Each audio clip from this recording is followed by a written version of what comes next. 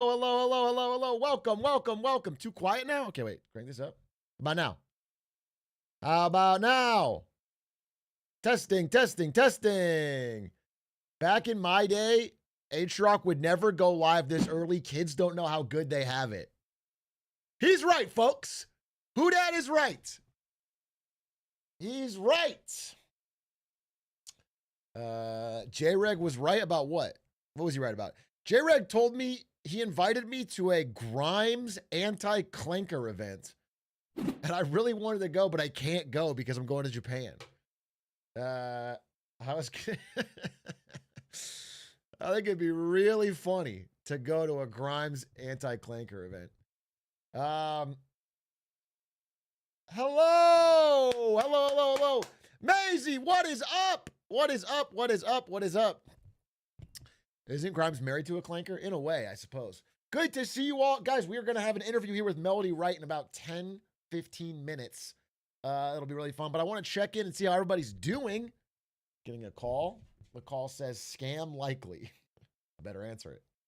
I'll do a Kit Boga quick impression. You're kind of quiet? Dude, what the hell happened? Too loud into too quiet? How about that? How about now? How about now? Testing, testing, testing. This sounds pretty good, right? We're back. We're back. We're back. We're back. We're back. We're back. Okay. Well, now it's loud, huh? So happy for Squeaks? Why? He voted Cuomo. Why the hell? Squeaks had the worst day of his life yesterday. Squeaks was depressed, stress eating. Sounds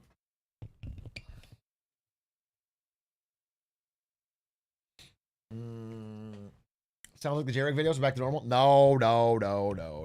Someone might have to clip me. I want to make sure my audio is fine for this because we're recording. I need to make sure. I love my H-Rock content, but for real, where's the newest Lemonade Stand episode? It should be out by now. What the hell? Who do I have to... Should I take Aiden's money somehow? Should I dock his pay? Oh, it is out. All right, good. It's an interesting app, I'll be honest with you. We interview a CEO on it. Listen, I think it's an interesting interview because he's the biggest company in Canada. He's like the only tech company in Canada. He's got...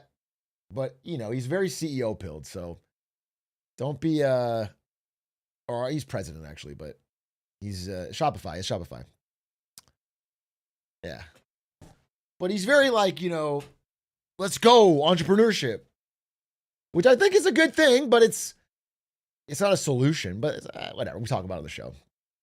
I saw Graham Plattner in the news in Denmark. That's crazy.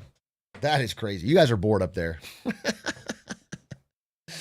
You're too bored in Denmark if you got fucking main local elections on your news.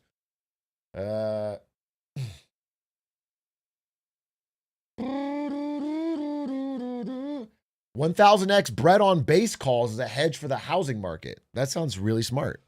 Because there's no way the housing market goes down, but bread on base doesn't go up. Do you know what I'm saying? It is a true hedge. Did you watch the Zoran speech? Not only did I watch it, we're making a clip of it, and it's up in like an hour. So, I can't wait to see the White Luka tonight versus Wet Bananas. I've never heard Wet Bananas for Wembanyama, but I am going to see this game tonight. Luka v. Wemby. Going with, you know, the squad. Although Lud might be sick, is what I heard. He's got fucking strep or something. So, we'll see. Reeves out as long as Luka's there, baby. Although I will actually sad that Reeves is out. Wemby dropping 70 on bitch ass Luka. Okay. How long have you been a sub? 46 months? I'm timing you out instead of banning you. I'm timing you out instead of banning you because you're a 46 months. That's a shield. But do you know Wemby's never beaten Luka? 4-0. In every game they've ever met, Wemby's never beaten Luka. And it's not changing tonight. 5-0.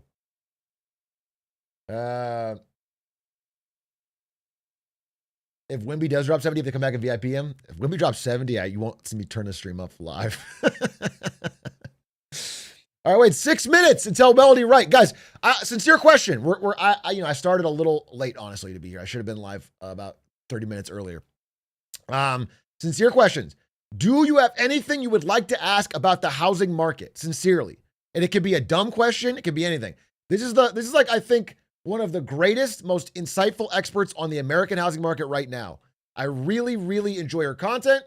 And I think she has an insight into what's going on that many people don't have, including myself. And so I will like to have your questions. Why house so expensive? That's a fair question. Talk about Canadian housing? Maybe, but I think I want to focus on America. AI or housing bubble? Wait, let me get some of these questions down. Should I slime my parents to get the house? No, I'm not going to ask you that. Is there any way we can fix this issue without destroying the boomers and folks with big loans? That's a great question. Should I tip my landlord when he doubles my rent? That's a great question. What's the difference between a house and a home? That's a great question. What are some tangible things politicians can do to improve affordability? Those are good questions. These are good questions. I'll be honest with you. It's a little spoiler, but I'm aware of her stance, I believe, going into this. I'm going to try to get her to explain it. But my understanding is that she doesn't think politicians will have to do much to get affordability because she thinks prices are coming down, but in a rapid way. I mean, she thinks it's very, very, very, very, very, very propped. But she's going to explain why. I can't explain her for her because I don't understand it as well as she does, candidly. What percentage of home purchases are done by private citizens versus companies? That's a great question. I want to ask her about adjustable rate mortgages. I want to ask her about different housing markets.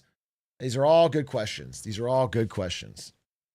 All right, well, let me get ready here. And then we'll talk about Lena Khan as part of Mamdani's transition team. I'm very excited about that. And then we'll talk about other stuff. But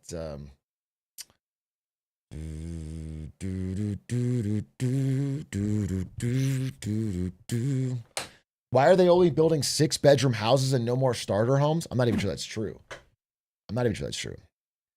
Will it or was it ever worth it to buy a home instead of renting one and putting it into the market? I mean, it's a good question, I guess. I'll ask.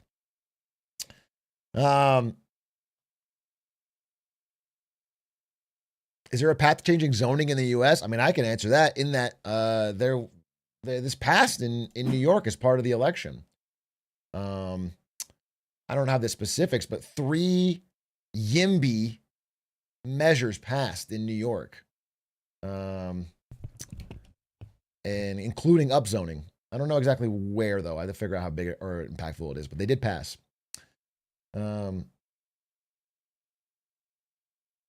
There's a great video by Ben Felix on YouTube that answers that question. Oh, yeah, sure. All right, well, we're about 2 minutes away. 2 minutes away. 2 minutes away. Should we build houses out of glizzies to make house more affordable? That's a great question. Thank you so much for that insightful and powerful question. I'll definitely pass that along to Melody Wright.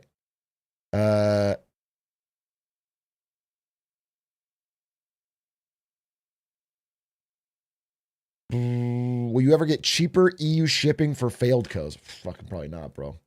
Literally probably not. Okay, 1 more minute. Let me make sure I got my Zoom ready. Oh, she's here. Wait, Melody, can you hear me? I can. Can you hear me? Yes, I can. Hi. Let me see if I can pull it. Give me 1 second to set this up Sure. technically. Thank you so much for doing this. This is awesome. Of course. Okay. I'm looking forward to it. Is this okay? How do I make it so we show? I guess I can't. That's fine. That's fine. I'll do it like this. All right. Okay. And you can see me okay? I'm trying to Yeah, I can see double you just broadcast. fine. I Okay. love your hat. Thank you. Yeah. All right, well, good. Ladies and gentlemen, this is Melody Wright, an expert on the U.S. housing market. You have actually have a very storied history. I've learned from your Substack. You like taught Russian, you taught Mandarin, or you learned Mandarin in Taiwan. You had, you've had a pretty storied history, but a lot of it is in the real estate industry. That's correct. That's correct. Yes. Okay, and I think you said that you worked through the great financial crash in 2008 That's and 9. correct. Okay. Yeah, I started a mortgage in September of 2006. Right into the Yeah. fire. Right in the fire. So Yes. I found your Substack a few months back, and I found it to be like a real breath of fresh air, a real insightful look at what's actually going on, because it feels like the housing market is incomprehensible. I don't understand why it does what it does. I don't understand why the numbers seem to be continuing to get worse.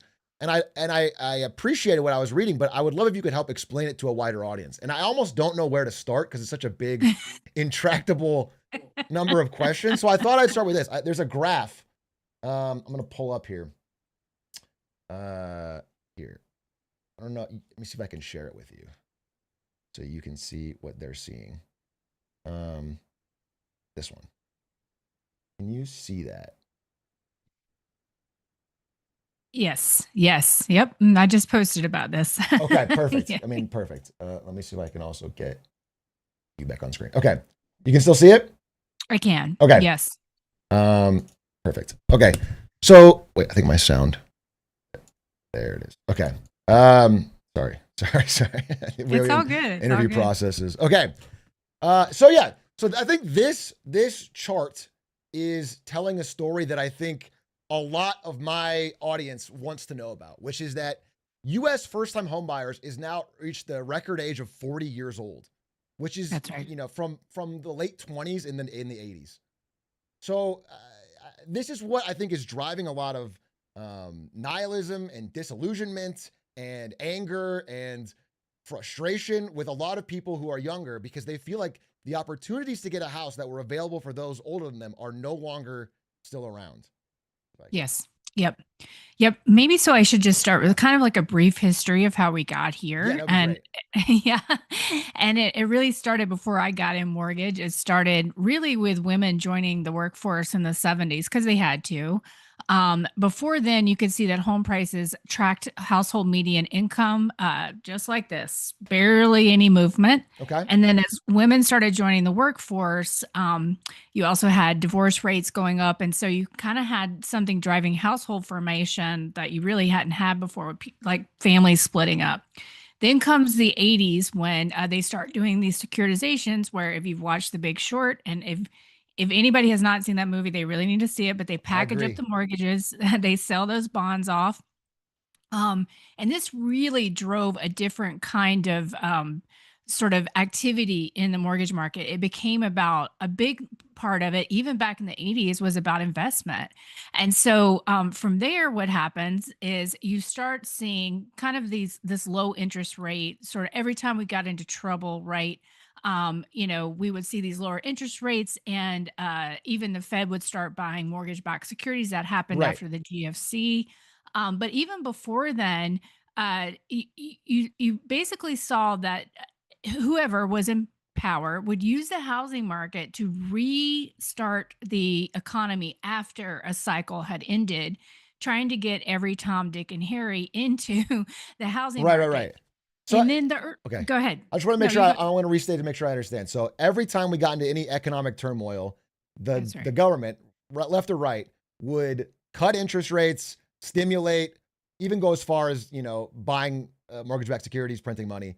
That led to the increasing housing prices. That Absolutely. okay. All right. Absolutely. And, Okay. in the early 2000s, it truly was, I think, a lot of families that were buying, forming households, things like that, going to Target and Home Depot every week, kind of to spruce up their houses. And so it worked to some degree, before the GFC. Well, then we get, but at the same time, you also had investors participating, buying up second homes, for either vacation or to do long-term rental. And Right. that's kind of a good way to make passive income. So we hit 2008.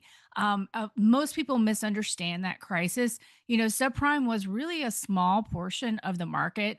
What ultimately caused the great financial crisis, or global financial crisis, some people call it, is a lack of confidence and collateral in these big securitization derivative markets. And so one day, Chase no longer would take Lehman's pledged assets, and then the whole sort of market fell apart. And so that's important because So they we're just going to panic. come. It's a panic. It's panic. Okay. It's a Okay. confidence game. Yeah. Like right now, you may have been seeing kind of repo increasing. Oh yeah. And yeah, right. And so what that is when you pledge a mortgage-backed security, you can get 30, I believe it's 3 times, if not more than that, in terms of liquidity. And so these are kind of, people look at these things as money good, to pledge these assets to get more money back.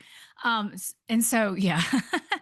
Anyway, essentially what happened is kind of the entire financial market imploded. And what we need to understand too, for historical perspective, is that the shadow markets, is where those derivatives trade in that off balance sheet sort of securitization market, Right. that is now much larger than it was back then. So Yeah, so let's keep that can into I ask? So perspective. I talked with Yeah, yeah. I talked with Steve Eisman, actually, of The Big Short. We Yes. did an interview, and Yeah.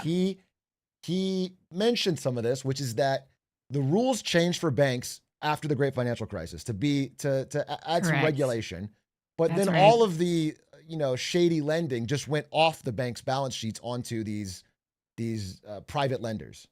Well, what's going to be funny about it is, and it didn't. That's not where it all went. It Okay. went onto the balance sheet of the government-sponsored agencies. So when the banks pulled back because of those Basel III requirements, Yeah. and sort of all these restrictions, you needed more capital if you were going to hold mortgages that weren't backed by the government. It forced everybody.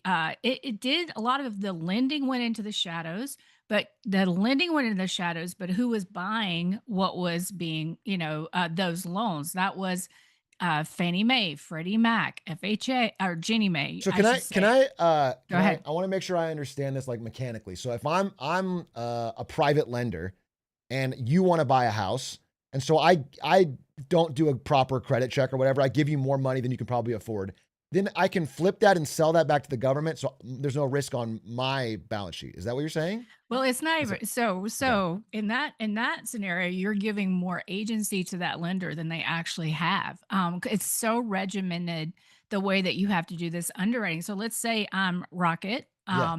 and I'm going to give you a mortgage. I'm going to use the underwriting, the automated underwriting tool of the agencies to approve that loan. And so the agencies program this tool.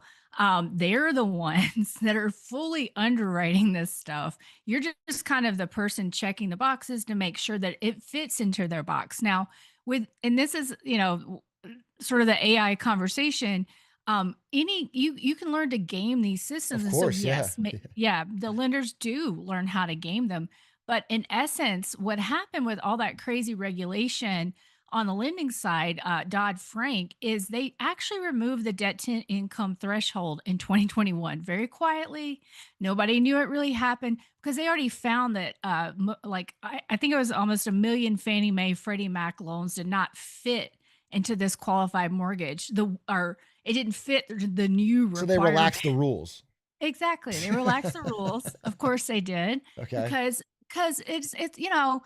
so basically what happened is the government stepped into where the private market was previously in that subprime. And that's government subprime. It's called FHA. This program used to be about those first time home buyers that you're showing there. But it went off the rails, and pretty much anybody can use it if they claim that they're going to occupy that home. And it's a very low skin in the game, 3.5% down payment. You can have as low as a 580 credit score with compensating factors. I've even heard of more. Debt to income over 50%. I mean, these are like for someone who lived through the GFC and saw it on, I'll call the servicing side, that's after the loan has been made, and I saw what happened to those loans. Okay. I am seeing things now that I never saw back then. Much worse, much worse. And so basically, the government, because they needed to juice the economy, they stepped in with these very generous programs. And then kind of the fraudsters took advantage of those programs. Just think, you could get your cousin, go get one of these. Really, it's an investment property. Claim that you're going to live in it. And that's mortgage fraud that we've been hearing a lot about. And they basically just flip. This is what's so crazy is that FHA before the last cycle was about 7% of the market. It's now almost doubled. It's between 13 and 15% of the market, and it's already over 10% delinquent and has been Oh, geez. since. Yeah, it's so when we in 2007, I went back, looked at one of our investor decks, and we were one of the biggest subprime lenders in the country. We very much righted the ship and went all into agency, which is why we went to bankruptcy, but that's another story.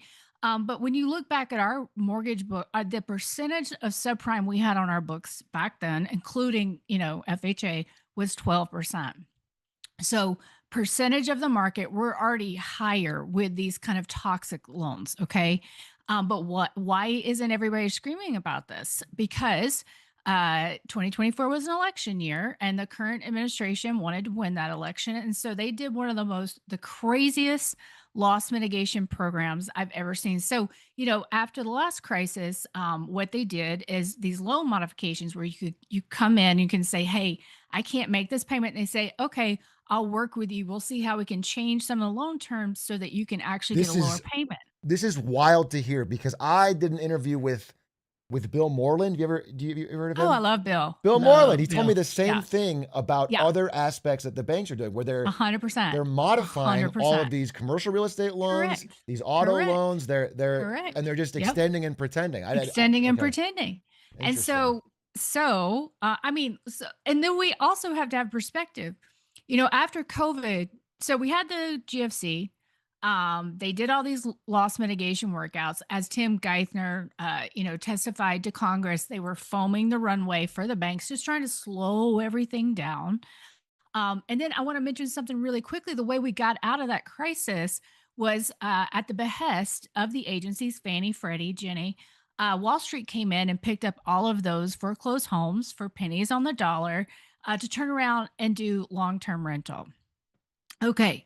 So then we kind of so my point will be important later is that they kind of arrested the decline because we never really fully got back to where household median income supported the median home price. And so You mean you could after hear people 2009, we never got back to. after, no, we didn't. And you could hear people talking about a bubble again in 2019, as well as they were talking about a recession. But, incomes, the Fed, the government with Well, all COVID kinds of changed everything, right? assistance. There was tons of It stimulus and yeah, okay. Yeah, and that's what so we get to COVID.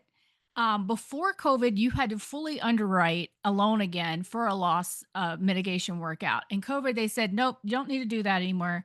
In fact, they don't even have to call in. We're going to send the modification in the mail.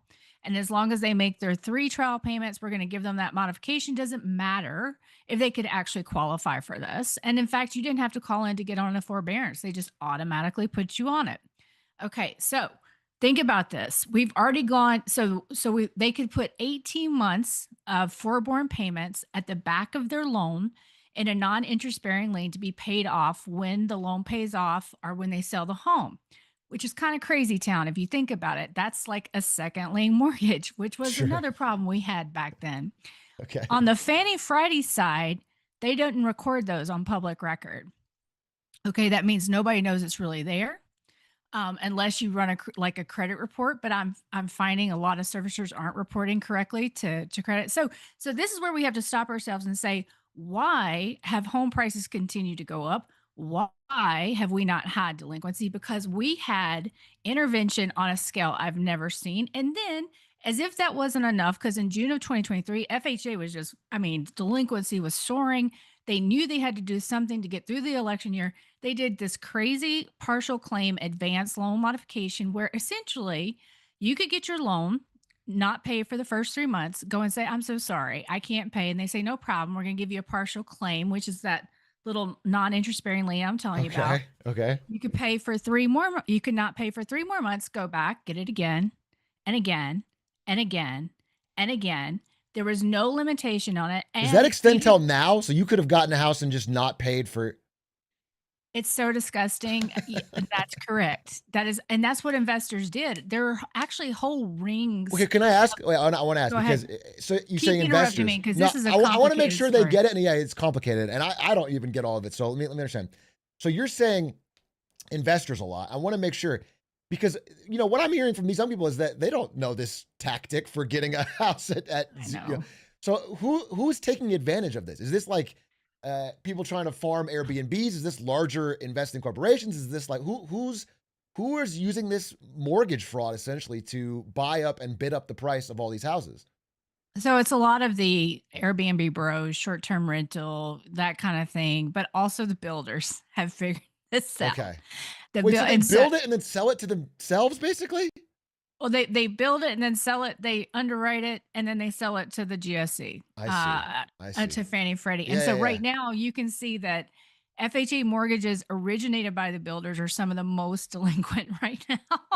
But it's your mom and pop That's investor. It's insane. the people that when COVID hit and everybody wanted passive income, they would go into a what we call a non-qualified mortgage bank. That's where you do these private loans like debt service coverage ratio loans that they talk about in the Big Short. And the bank would be using this tool called, one of the tools is called AirDNA that said, "Oh, if you buy this house in Kyle, Texas, which is 20 miles south of Austin, you can make $600 a day about 55% of the time of the year." Well, This is like a that's program telling you the exactly. And it's profit you'll make telling on an Airbnb. correct, and the Okay. banks were using it. The non-banks were using it. But the thing about it is you're only gonna get that Airbnb rented in Kyle, Texas, during South by Southwest Yeah, I mean, or how often it's not running $600 a correct. day every day. When you have 15,000 other short-term rentals to choose from in Austin, yeah, you're not getting booked in Kyle, Texas. But this was what people were thinking, and so these banks would actually say, "Why buy 1? You can buy 10." Oh, I mean, So I remember in this era. I mean, this is 2021 onwards, right? This is that right. Yeah. okay. Yeah, yeah. In this Yeah. era, it was all over social media where people would be telling you to Yes. buy Airbnbs. Yes. It was great passive Yes. income. You Yes. get 10, 20 of them. Don't get one, get 10. Exactly. Okay, yeah. And they were selling them on Facebook. They weren't Okay. even selling them in the traditional market, which is one of our problems is that we don't understand exactly what happened. And so basically everybody piled in. And so you had the investors that use those private mortgages. Those were actually much smaller, about 3% of the market. But other people got smart that they could use this FHA program and buy these short term rentals. And by the way, our veterans also did this. They used their veteran benefits. I've talked to several of them that did this. And then bought a bunch of Um, short-term rentals. Oh, that's with their veteran benefit, which was supposed to be meant for your primary residence.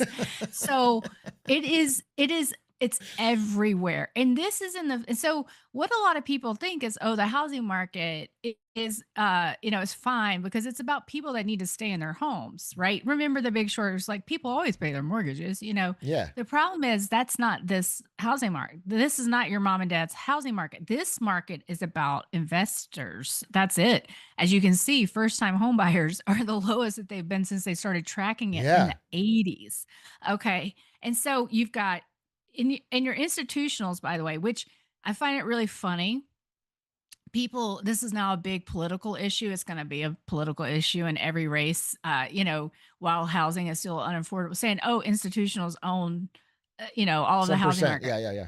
But, the fact is, it's not that big of a percentage. Nobody can know for sure because it's just so tricky to try to understand who owns what because you can own it through an LLC and things like that.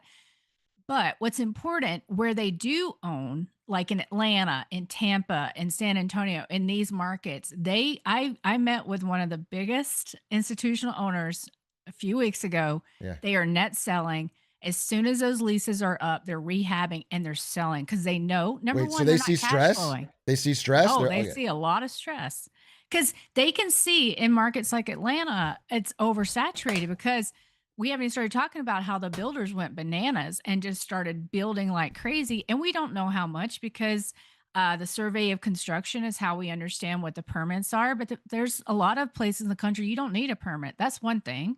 Secondly, we've gotten much lower participation in these surveys now. Yeah, So that's all the economic data lately is those exactly. And surveys. so Wait, that's can I why I drill on that? go I ahead. want to sure Yeah, because yeah.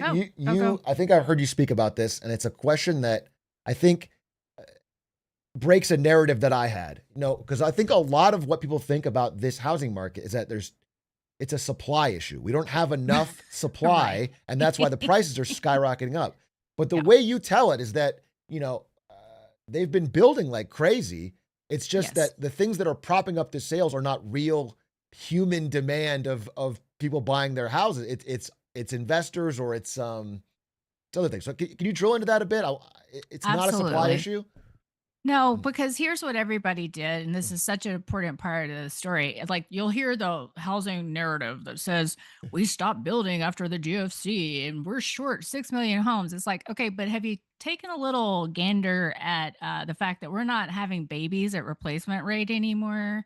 Have you looked at the fact that the boomers, unfortunately, between 2025 and 2035, 15.6 million will leave us, and they own the majority of the homes, Right. and then another 26 million from 2035 to 2050. Did you take that into consideration?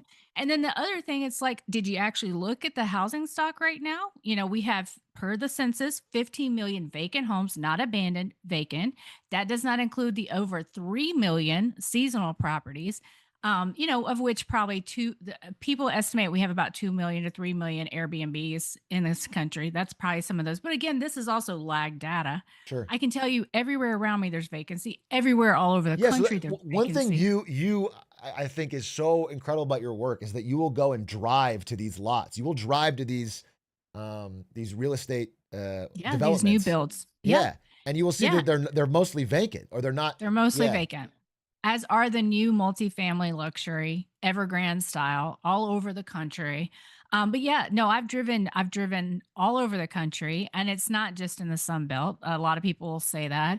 And I've just seen miles and miles and miles of empty new build developments. And so I went out on the road in January 23 because I just couldn't understand what everybody was saying about this housing shortage. I wrote an article called Debunking the Inventory Shortage right. Myth, and but still I nobody would believe me, so I I went out to all of these markets. I got pictures, we've gotten drone footage.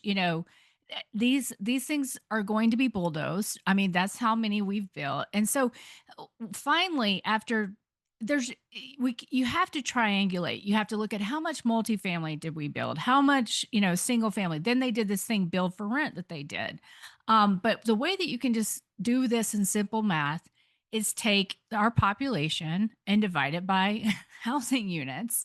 And this is where I ask people, what do you think the average household size is today in the United States? Oh, I have no Any idea. clue? I have no idea. Okay, well, when I was growing up, it was Four? 4.4, Yeah. four point Yeah. two. That was the average household size. And people would always make a joke, or when it went to 3.5, like the half's, a pet or something Sure. like Sure. that. Yeah. Well, right now it's at about 2.55. Oh wow. 2.55. So that's a couple and half a kid, right? And so I have a friend, Kenny Cat PhD, who says, is the goal to get to one house per person? Because what kind of society is that really going to be? Right. So for the longest time, that number was going down. It's now stopped. And I have a feeling we're about to see it grow, that average household size grow again, because people are having to make really hard choices. Like, for instance, I moved my mom in with me as opposed to buying her a new home, which I had considered, but it just didn't make any economic sense now with property taxes and insurance increasing. So you're having a lot of consolidation, because what we saw in COVID was we kind of pulled forward demand. We pulled the millennials forward a little bit faster because of all that stimulus, which, it wasn't their $1,600 check or whatever that was. It was their parents getting the PPP money. I Right. mean, it was Right. Sure. their parents getting the ERC money, or an Right. Right. EIDL Right. loan or whatever. Yeah. And so we pulled forward that demand. I cannot tell you how many 30-year-olds I've heard they're like, yeah, I bought this house to fix and flip. And Yeah, I haven't been able to do anything with it because everything just got too expensive, but everyone was doing A this. It hundred is percent. No, I crazy. hear that. I It was mean, I'm in my crazy. early 30s. I hear this all over. Yeah. Um, you talk about hard choices. I mean, there's another graph I wanted to mention. Let me see if I can pull it up. And can you see this? This is about the most common living situation for young adults in both Britain and America. It used to be living as a couple with children. Today, it's living with their parents. I think a lot of people are having to choose to live with their parents because the Correct. financial reality does not Correct. make sense. And I wonder, Correct.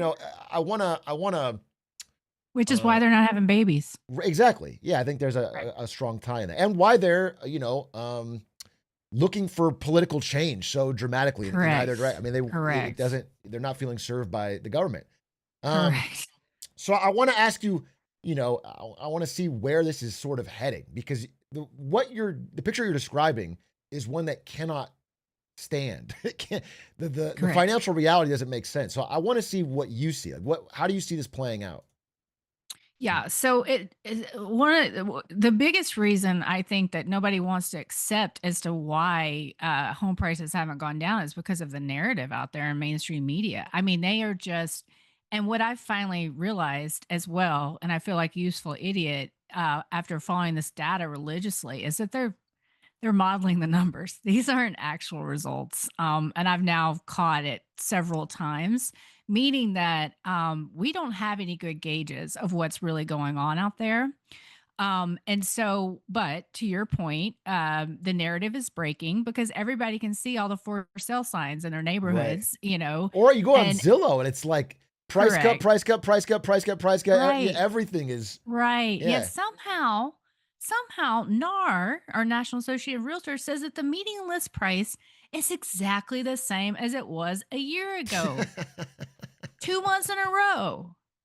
How's that possible? Like it's not even statistically possible. Right, Okay. right, right, right. So so they just won't give up. They won't give up. And Speaking of NAR, wait, unfortunately, I'm sorry to cut you off. go I ahead. want to make No, sure I go get these ahead. questions Good. today. Keep So now I remember vividly them saying things like survive till 25 in yeah. 24 and marry the house, Date the date the rate. rate. Date the Yeah, rate. yeah. Oh But yeah. the rates, even though interest rates have been cut by Jerome Powell, the mortgage rates haven't gone down. I think they've That's actually correct. possibly even gone up.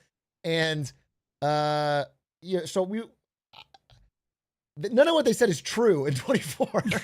But how are they survive? Is it now survive till 26? What are they saying now that none of those things paid off? We're near the end of the year. I don't think I think they're in this weird place where they know that the only way they're gonna get people to the market is to talk about price cuts, so I get, like, 800 emails about price cuts from these various listing sites, but I think they still believe that if they get you in the door, they can get the price they really want, and so they're in this weird moment where they're just kind of praying and hoping and praying that I call it hopium, right? That the bond market Hey, you will fit in right on respond. Twitch. Everyone says hopium here. That's good. Yeah. Yeah, no, I mean, but because I mean, for 3 years, my industry has been saying, yeah, rates are coming down. I'm like, firstly, you don't understand mortgage rates, and how can you be in this industry and not understand them? The Fed doesn't control them, the bond market does, and the bond market has told the Fed to go pound sand. Yeah, They've done 150, basis points of cuts. On average, mortgage rates right now are 2 basis points lower since they started cutting. right. But actually, as of today, that's not even true anymore. So, I think that this narrative is starting to break.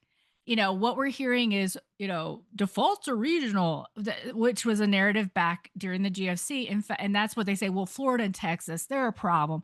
And that's what everybody would say to me. And that's where I started because that's where the problem was. But I'm like, no, no, no, California's in trouble. So that's So what I've said on because I want to be safe when I make any proclamations. I'm like, yeah. Florida and Texas clearly seem like they Oh, drastically it's so overbuilt. bad. The demand is not there that it was, but I don't.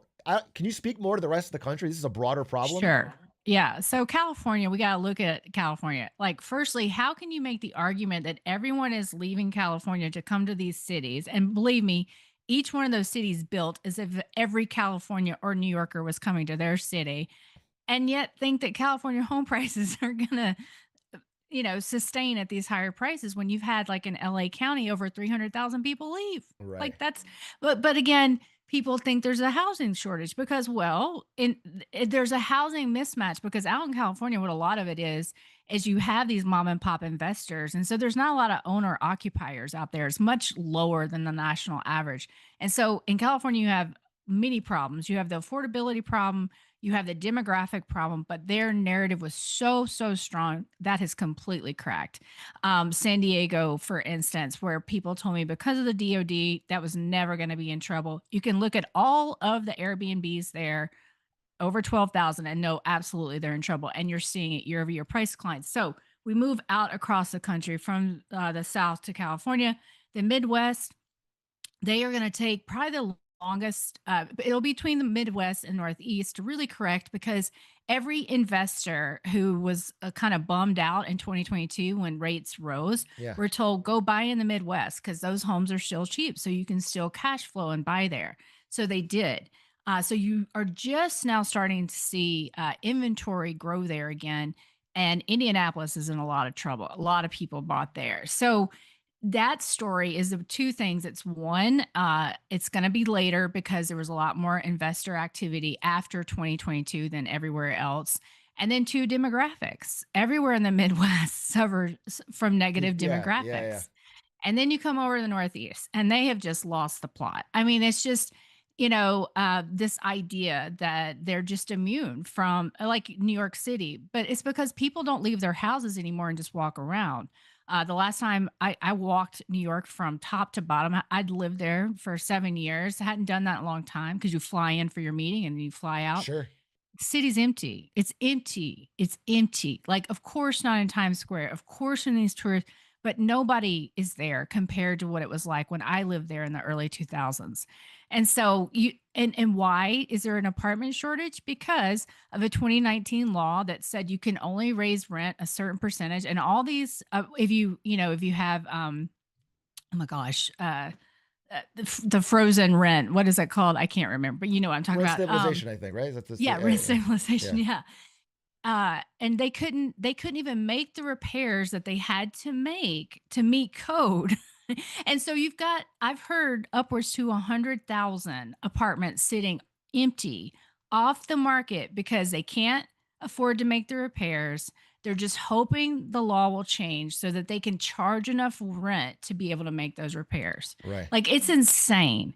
And then unfortunately, I have to be honest about what happened in some of these Midwest and Northeastern markets is they did a lot of subsidizing of our illegal immigrant population. And so, for instance, in Chicago, you could get $15,000 to go towards your rent. So that impacts, the rental market definitely impacts the ownership market as well. And then in places like, Well, sure, Portland, because what you're saying is that a lot of these houses are being bought by investors who think they can make a profit off renters Correct. with the rising Correct. rents. correct. So in an correct. environment of falling rents and Right.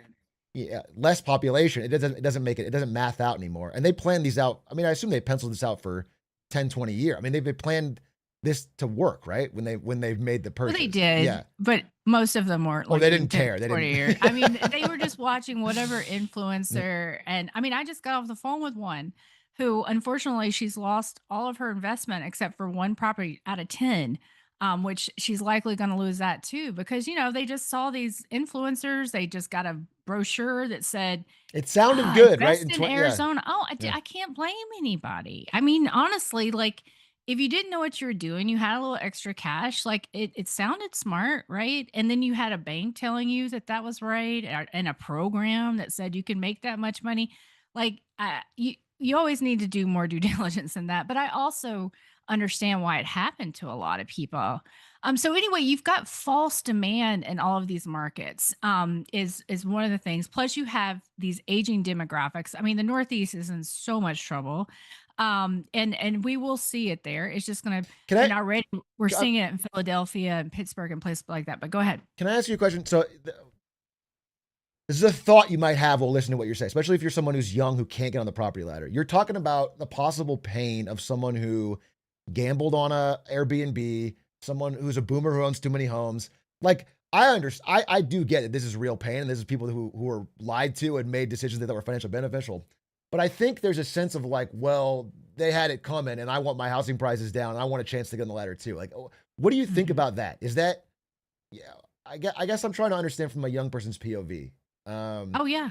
Yeah, Oh, I mean, listen, we can't wish harm on others. yeah, And let's not dance about it, right? mhm, But we can't have a society where people don't have they can't believe in the American dream. I mean, shelter is a primary need. Now, I think a lot of people want to get a home ownership for all the wrong reasons. They think that that home is going to appreciate. And that's going to be how they're going to make their wealth. Unfortunately, because that's what a lot of these Airbnb bros did is they took out home equity. yeah. They did a cash out refinance. Unfortunately, what I'm describing with our demographics are fortunately, but for some unfortunately, is that your median home price is going to attract your median income. It's not going to be this windfall. It's going to be that you're going to be able to afford shelter and pass that down to your children. But what I am saying is good news, because it has to become affordable again, because all of these investors are now in hot water and they can't cash flow.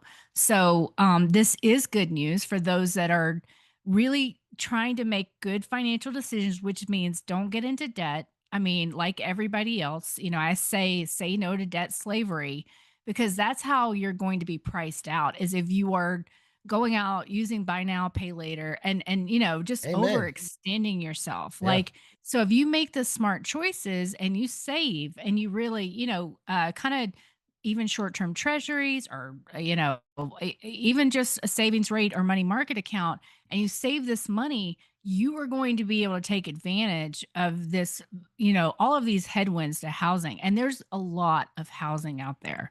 So, it to me, that is the good news of the story. But there is a lot of pain coming for people who most of their wealth is kind of, baked into that home and their perspective. It's called the wealth effect, right? Right. Is how they try to get us to spend more.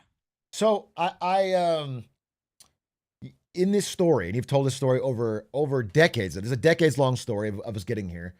The recurring theme is that when things are tough, the government will step in to bail out people who have made these bad mistakes on housing.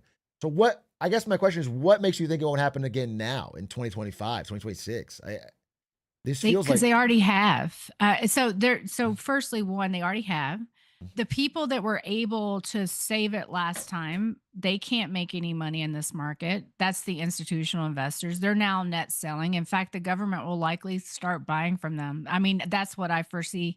How the government will intervene is they'll probably start buying these homes from the builders, and the institutional investors are partnering with them with some sort of affordable program.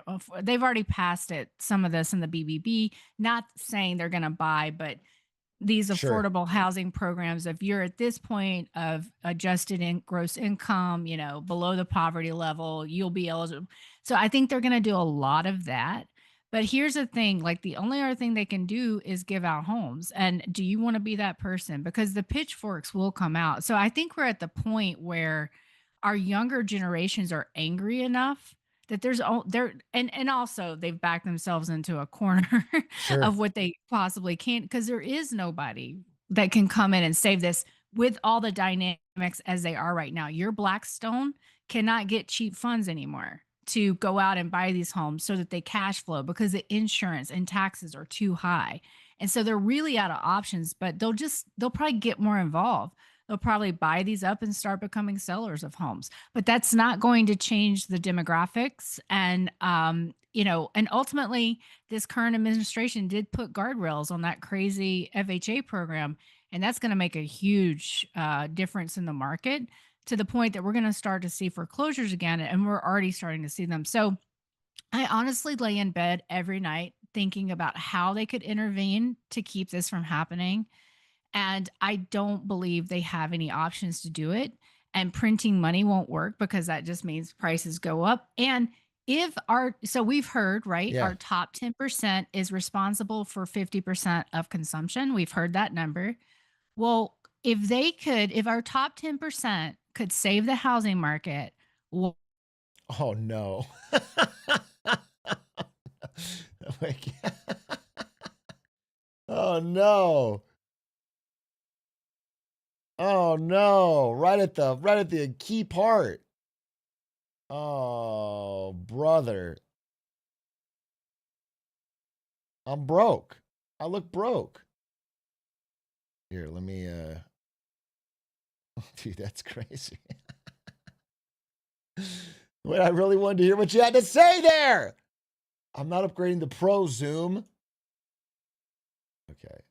I'm gonna get another link. Meeting info. Let me message her right now. That's crazy. Guys, if you have any more questions, I'd love to ask her. I mean,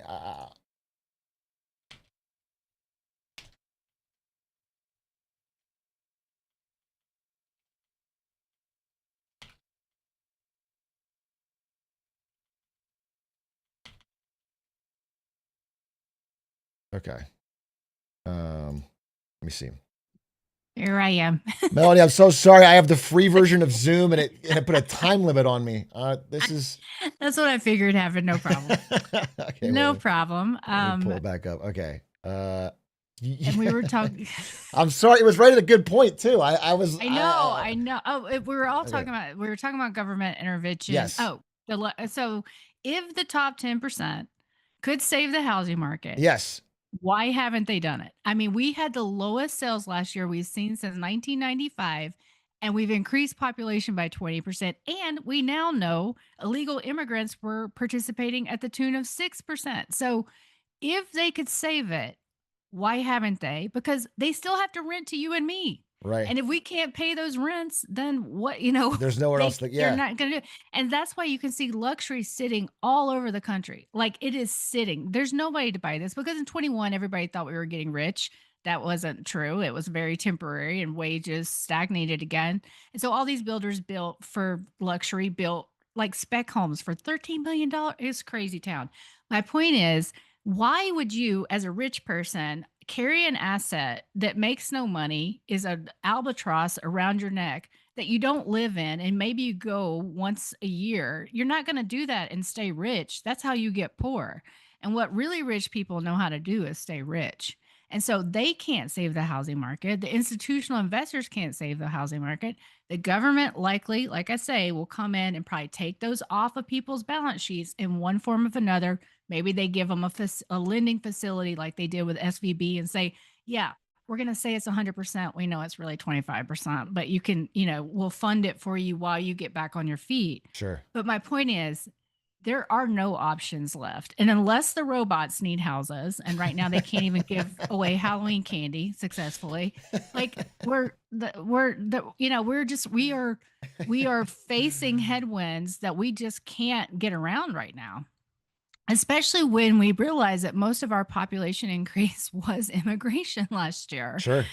And that's, of course, not happening at the scale it was. So, I mean, I do see, if you go on like some of these subreddits where people trying to talk about selling their house, they're all desperate. They're all like, oh, yeah. some of them are Yeah. underwater on their mortgage and they, Oh, they yeah. can't cut the price anymore Right. and they don't know how to. So it is. I was at a conference 3 weeks ago where all they were talking about were short sales. Like it's exploded overnight. And a short sales where you go to the bank, please, please, please let me out.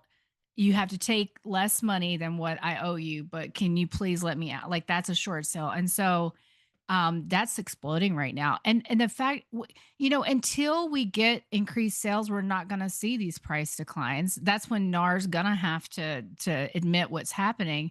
But right now you have the top 1 to 10% participating, buying up the higher price homes.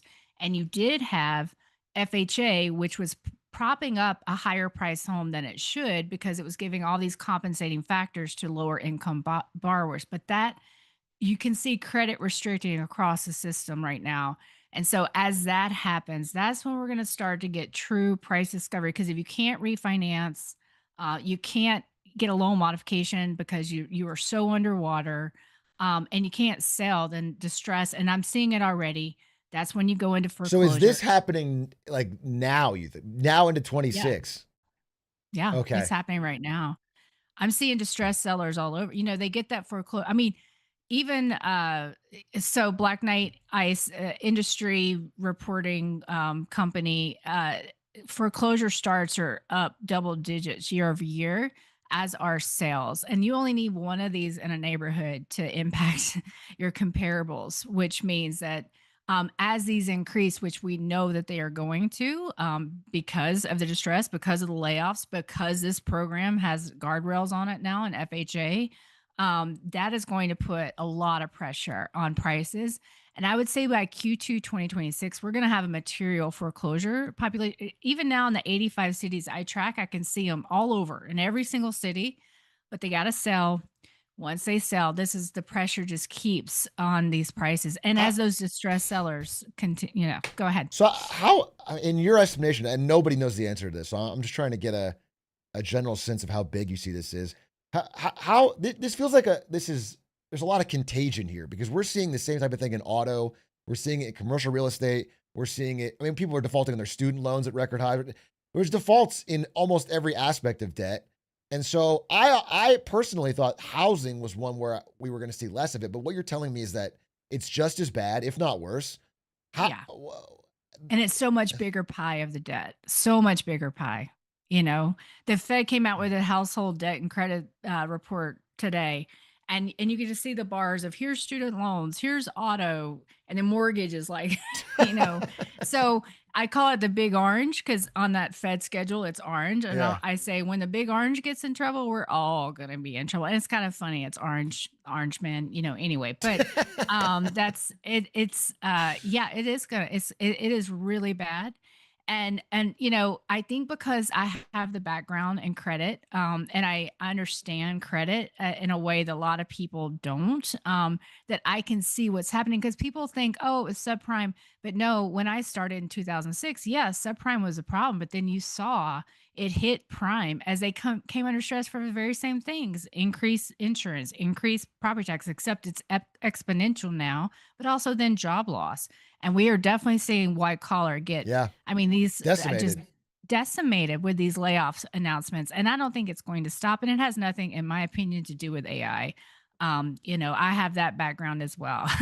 So yeah, I think it's much worse. It's an everything bubble. And honestly, it feels like with what's been happening recently, kind of with the first brands Yeah. in auto, all of the cockroaches, and then you layer on that SNAP recipients aren't going to get all their food stamps, like it, and the government shut down. It feels like we're in a scheduled demolition. I mean, this is That's, really crazy stuff, and you're scaring us, Melody. I know. I know. I'm sorry. I'm sorry. No, don't But that is apologize. why Yeah. I changed my like 3 years ago, I changed my life completely, because I could see this coming, you know, and it was just math. You just looked at the math. You know, if your median home household can't afford a like the median price of a home, Something will and eventually correct. Like there's no, yeah, correct. yeah. And it's like, and we can't all go on vacation like we did with revenge travel, you know, after COVID. Tourism is down. Like Las Vegas right now is getting pummeled. I mean, if you took a little trip out there, it would terrify you. Absolutely terrify you. What you would see. Looks like somebody's behind you with Oh, oh, it's my father-in-law.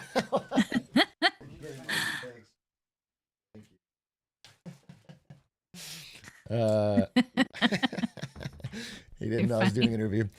Okay. Listen, I think that is the key thing I wanted to talk about anyway, and we got to our main point.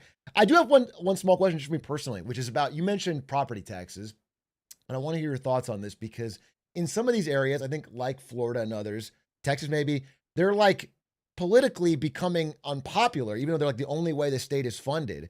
And so they're like right. imploding these property taxes, which is like the last tax that the boomers who have the wealth in the area are paying. It feels ridiculous, but I want to know, am I missing something, or like what is this part of this constant like um government assistance to keep things Yes. okay. So through the American Rescue Act, like something like $350 billion went out to the cities and state. I mean, which is why you got so many down payment assistance programs, and why I thought like the Harris $25,000 down payment. Yeah, you could already get that in every city across the country, like through one of these programs, Sure. because the American Rescue Act went out and you could create these like home affordable programs, things like that. But all of these cities thought they were getting rich forever. Like this is the mentality. And so they spent like drunken sailors, and they like created, like families would create a nonprofit to sit next to this money and get it. Like out in San Diego, the OLOT, for instance, they get a big grant from the government to run that homeless camp. And so all these different, but they just thought they were going to get rich. And then they looked at, oh, Nashville, 100 people are moving here every day. Number one, that was never true. Number two, a lot of that was temporary, but they would do these calculations like if 100 people are moving here, then I'm going to get X amount of property taxes. And so they would calculate number one, that a whole bunch of people were going to move there. This is the And city then number governments? two, yeah, the Okay, city yeah. governments. Yeah. And that number two, that home prices would continue to go up because that's what everybody believed. And so in their little, funny math minds, they were going to be rich forever. And so they spent like that. But now you can go to all of these cities and they are bankrupt. I mean, they are in budget deficits. Yeah. The Chicago bonds are like got kicked out of their muni fund. Like, I mean, these places are desperate. And so you're right. I think it's hilarious, to watch it become such a political button issue. Yeah. And there is going to be a limit to what they can actually do. I mean, there's just going to be a limit All because right. they Well, need the revenue. yeah. I'm sorry. No, I'm no, sorry. no. Yeah, I don't be sorry. I really appreciate you laying this out, and I think this is what a lot of people want and need to hear. But I want to end on hopefully not a happier note, but It's a happier note, an I interesting one. think. I wanna hear if you have any advice because the people we're talking to right now are probably 18 to 32 in that range. They aren't or maybe just started on the housing. They're trying to figure out what to do with housing.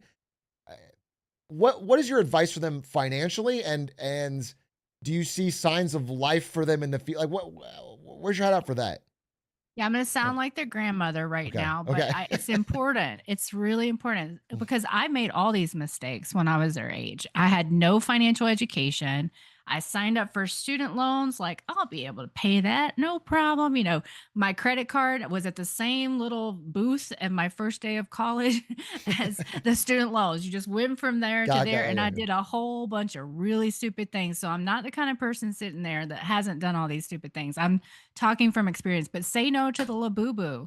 Like say no to the FOMO and the YOLO. Like you only live once. That's right. Do you want to be destitute?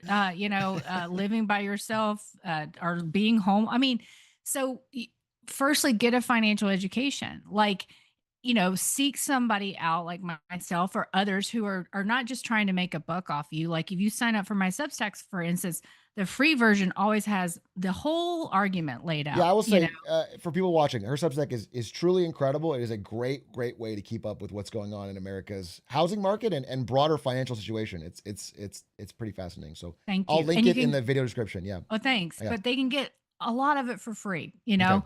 So get a financial education. Say no to debt. Say no to buy now, pay later. It does matter. And also, I think one of the things I used to believe is like, of course, my paycheck's just going to keep going up and up and up. I'm a capable person. I work hard. I'm never going to be laid off. Well, that's just not the reality. Once you get to a certain age, you become a liability to a company, and you will be the first out the door no matter how productive you are. So my point, don't bank on always I having mean, that even if you're job. not, even age out of it, it feels like this is a time where you could be talented and great, and the broader winds of the economy can hit you Yeah, I think without that notice. Yeah, yeah, 18 to 24-year-old are at a 9% unemployment rate right now. I mean, it's something just yeah, crazy. I mean, astronomical. crazy.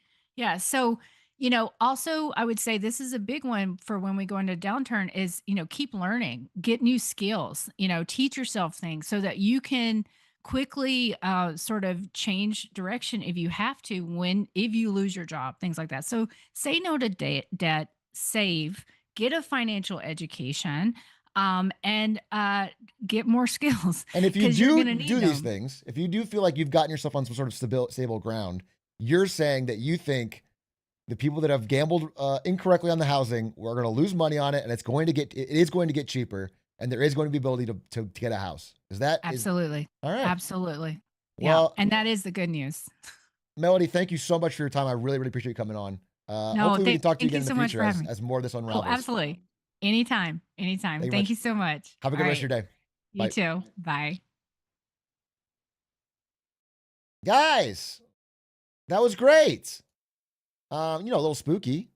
She didn't pull any punches, but I really appreciated that. I will link her Substack as we make a clip of that. I know some of it, especially at the beginning, was a little in the weeds.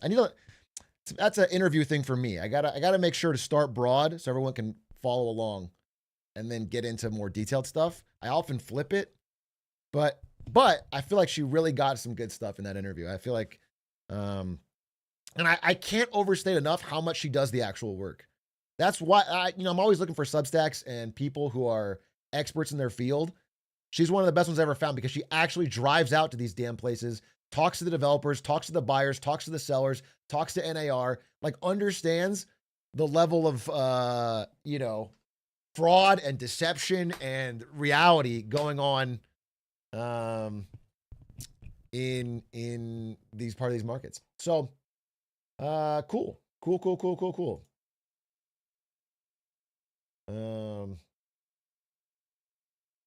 And she said hopium too, which is great.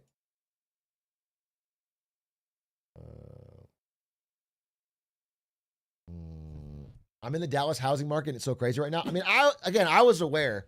I've been aware that Florida and Texas are horrible. They drastically, like, if you just look on Zillow in those areas, there's everything is for sale and it's all getting price cuts all the time. Nobody can afford the prices that they're at there. They're going to crash for sure. But she's telling me that it's broader than that. So what you're saying is all Zoomers are bone? I think that's not what she was saying. I think she was saying that, it may seem like it's not worth it to fucking, be safe with your money, avoid debt, but it will be.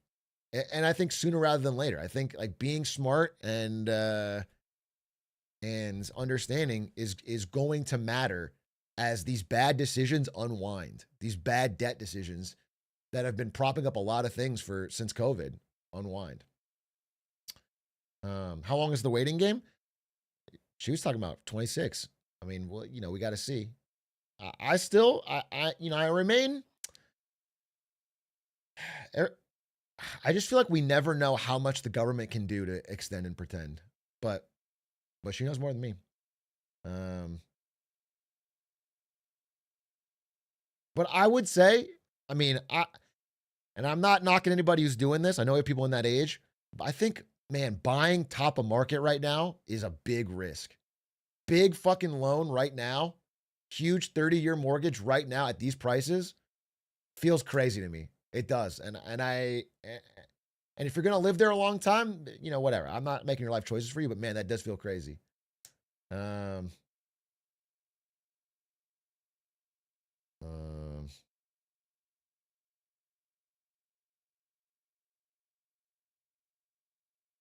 you agree when she says housing supply isn't a real problem? I think I fully agree with her on the market she's talking about.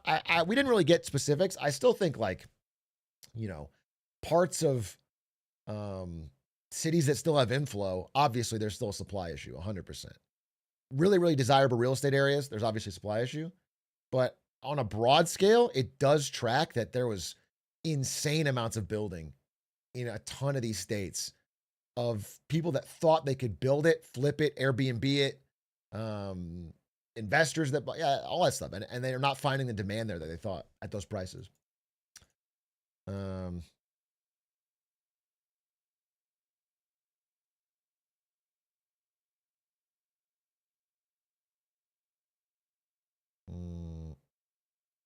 Why didn't you talk about metaverse housing? That's a solution. There's a solution. A little metaverse housing.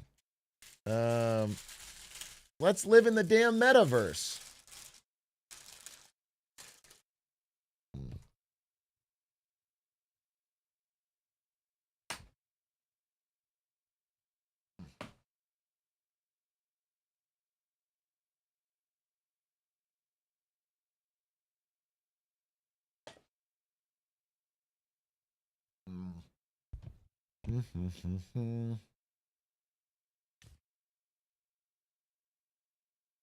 In Boston, we block people building apartments to keep shadows from going into McDonald's parking lots. I don't want to see an ounce of shade if I'm in a McDonald's parking lot. Her Substack bio is GFC 1 survivor.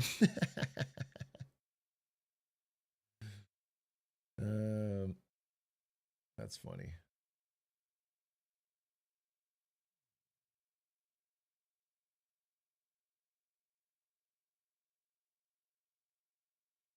When are you going to Japan? This weekend. This weekend. Say the housing market crashes, won't there be far-reaching consequences and downers? Again, like I was trying to ask, and I don't think she knows the answer. I don't think I know the answer, to be honest. Were this realistically to continue, if auto defaults keep rising, housing defaults keep rising, housing price cuts continue, commercial real estate defaults keep, like if this stuff keeps going in the direction it's going, then it's all connected. There will be big consequences, right? I mean,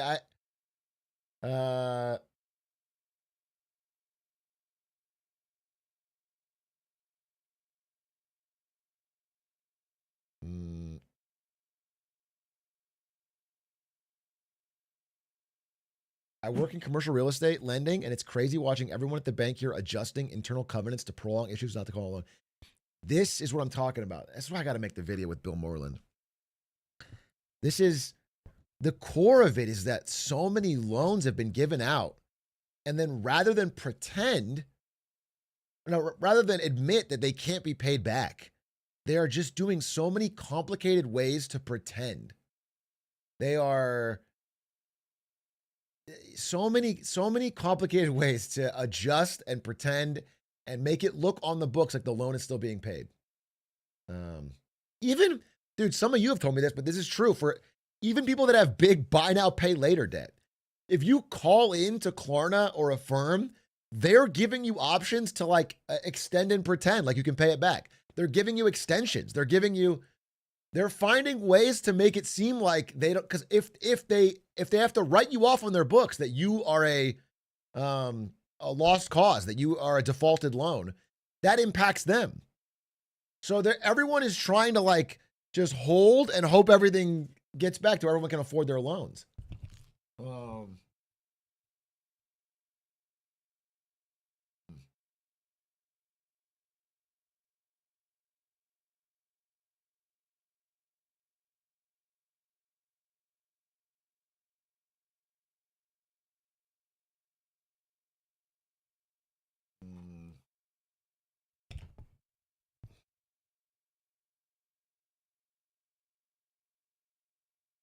My friends and I have been sweating to be able to buy a house, but I'm not as worried after watching this interview. Rennie's out of my city. I think that is the point of what she said, just to be clear.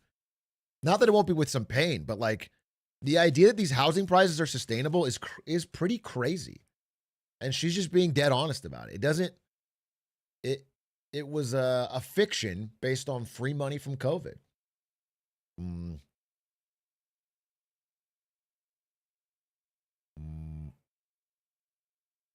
I didn't pay my car for like 2 months and then started paying like normal. They don't seem to care at all. Yeah, they're just not calling it in, bro. I mean, some of them are. The repos are working like crazy.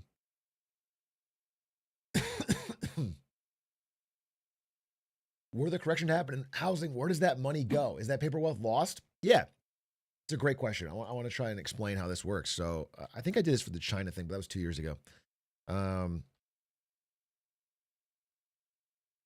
Look, man, let's just show you like a fucking, here, look at this. No, it's too small. Wait, give me a picture. Perfect. Give me this.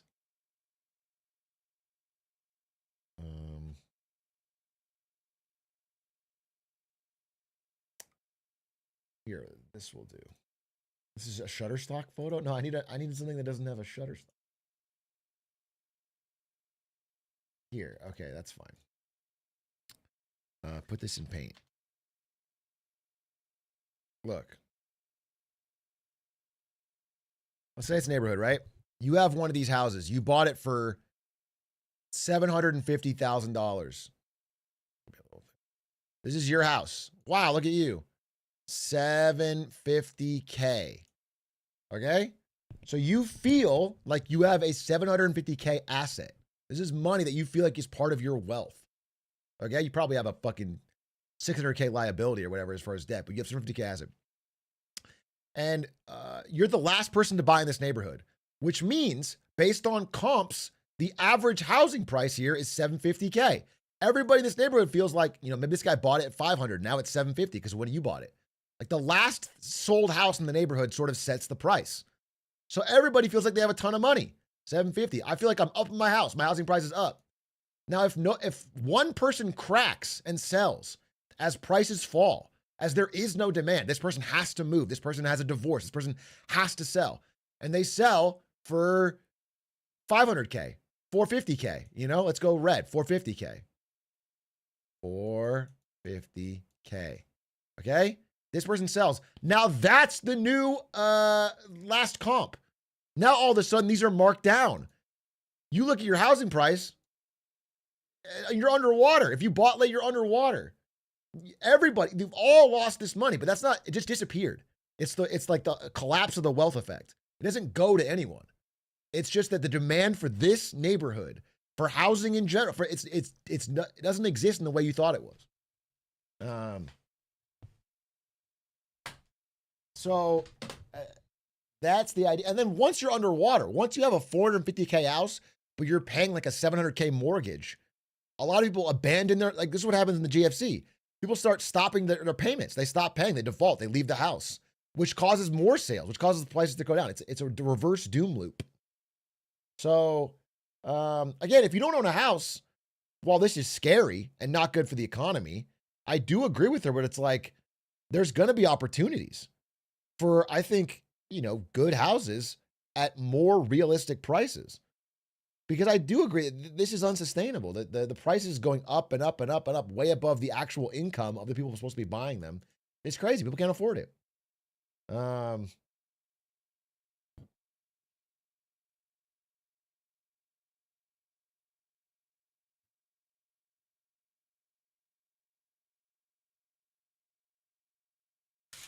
But who's selling?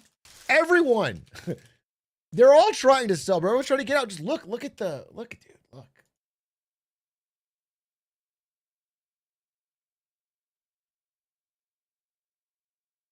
The problem is they haven't cut enough to still move the sale. So number of sales, look, here's like fucking, this is from June, dude. Share of homes with price cuts by area.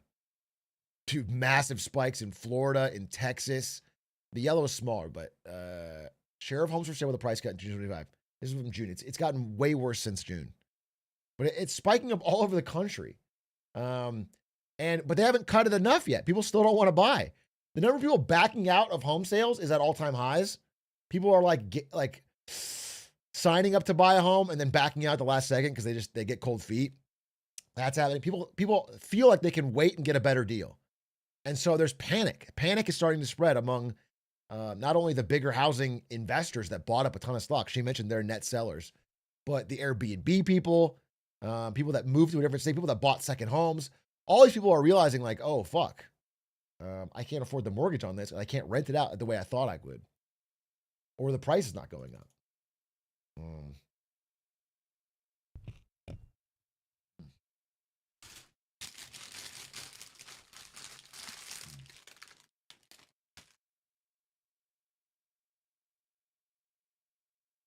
You think Trump will do a second stimulus? I kind of do. I don't know that she said that she couldn't think of other things they could do. I feel like Trump's going to go back to stimmy checks, full on printing, buying mortgage-backed securities. I feel like we're going to see, I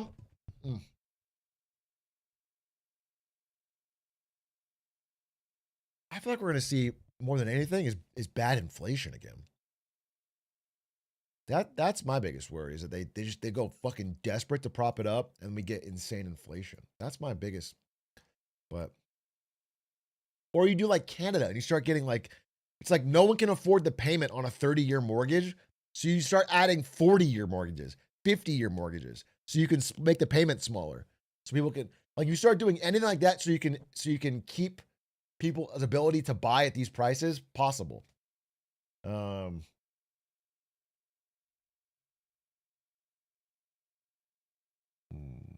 Yeah, juke the stats. But according to her, they've been juking the stats for a while, and the bills now do. Like, it's no longer, you can't juke it anymore. And she definitely knows more than me, so could definitely be right. And it does feel like you can definitely see the difference this year. Over the course of this year, the rising panic among sellers, the price cuts getting more extreme, all that stuff. The rising defaults.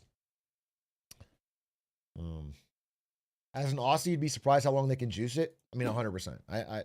Australia and Canada are great examples of, like, bro, if they want to juice it, they'll juice it. So I fully respect and admire her expertise, but I am still a little skeptical that they can't find a way to juice it. But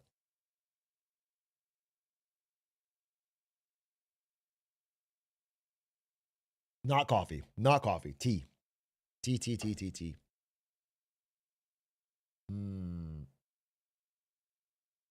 It's actually lean. I'm sorry, it's lean.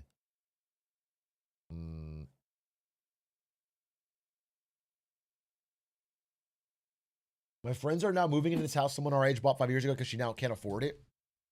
Yeah, again, I don't want to, I'm not calling anyone out specifically, but I do hear this from people around me in my life. Old friends I went to college with. People were like, hey, I got a place and I was told the mortgage rates would go down so I could refinance and get a lower payment. And I can't do that. And it's getting to the point where it's uncomfortable. Like I can't realistically keep making this payment. Like I need to, and that's, you know what I'm saying? Like that spooks me because, I don't know. If it tracks with what we're seeing in auto and in credit cards and in buy now, pay later and in all of this, man. I gotta talk to Steve Eisman again to cheer me up. Maybe I might go on his show later this month.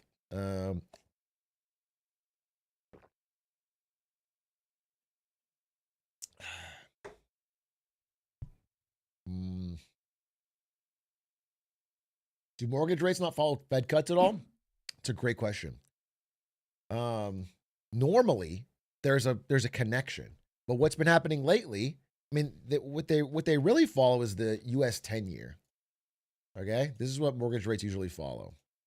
And this is not what Jerome Powell can cut. This is just based on people buying and selling US debts, the bond market, people that believe or don't believe in the US IOUs. And despite the fact that they keep cutting the short-term interest rate, the 10-year remains stubborn. You know, it's not going down. It's staying right here. And so interest rates for mortgages are not going down. People's payments are still high. And that's and what this reflects is like investors, other countries, the world not believing or just requiring, not believing in the promises of the United States' debt. It's like the simple way to put it. Like they require a bigger interest rate to loan money to the United States. Now, if there was a big, normally, at least in my lifetime, when there is like if there was a crash of some sort, if the stock market was down or if the housing market was down, people usually flee to government debt, and this would bring this down. But maybe they don't go to the United States this time. Maybe they go elsewhere. Maybe, I don't know.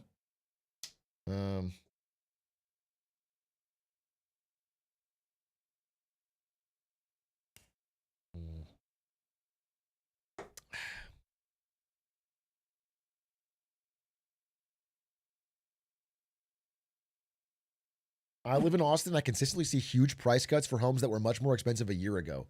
I'm super tempted to get something due to the deals I'm seeing. Should I wait it out longer? Again, I can't tell you specifics because I don't know.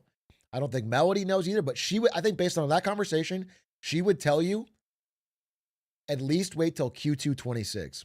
That's what she would tell you. Because it seems like they're in a process of true hitting the wall. She did call her shot. And I don't, 20, 30 years in here in the industry. I think that is a fair, I mean, it's your choice and your call. And again, I do think it's fair to say, like, if you're going to live in a place for 10 years plus, at the end of the day, fuck it. Like, whatever. You'll ride it out. You want to live, but it is the biggest financial purchase of your life. And I do think prices are materially too high right now. They're not real.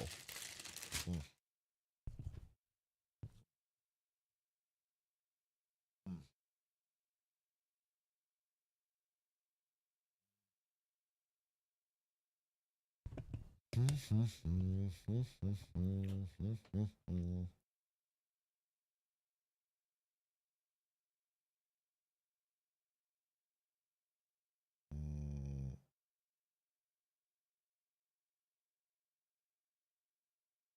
you do more EU-friendly streams? This is an EU-friendly stream, right? I'm doing it today because, number one, I have the interview with Melody. But number two, I'm going to the Lakers game tonight where he's going to beat Wemby's ass, Luka. So I am calculated based on that.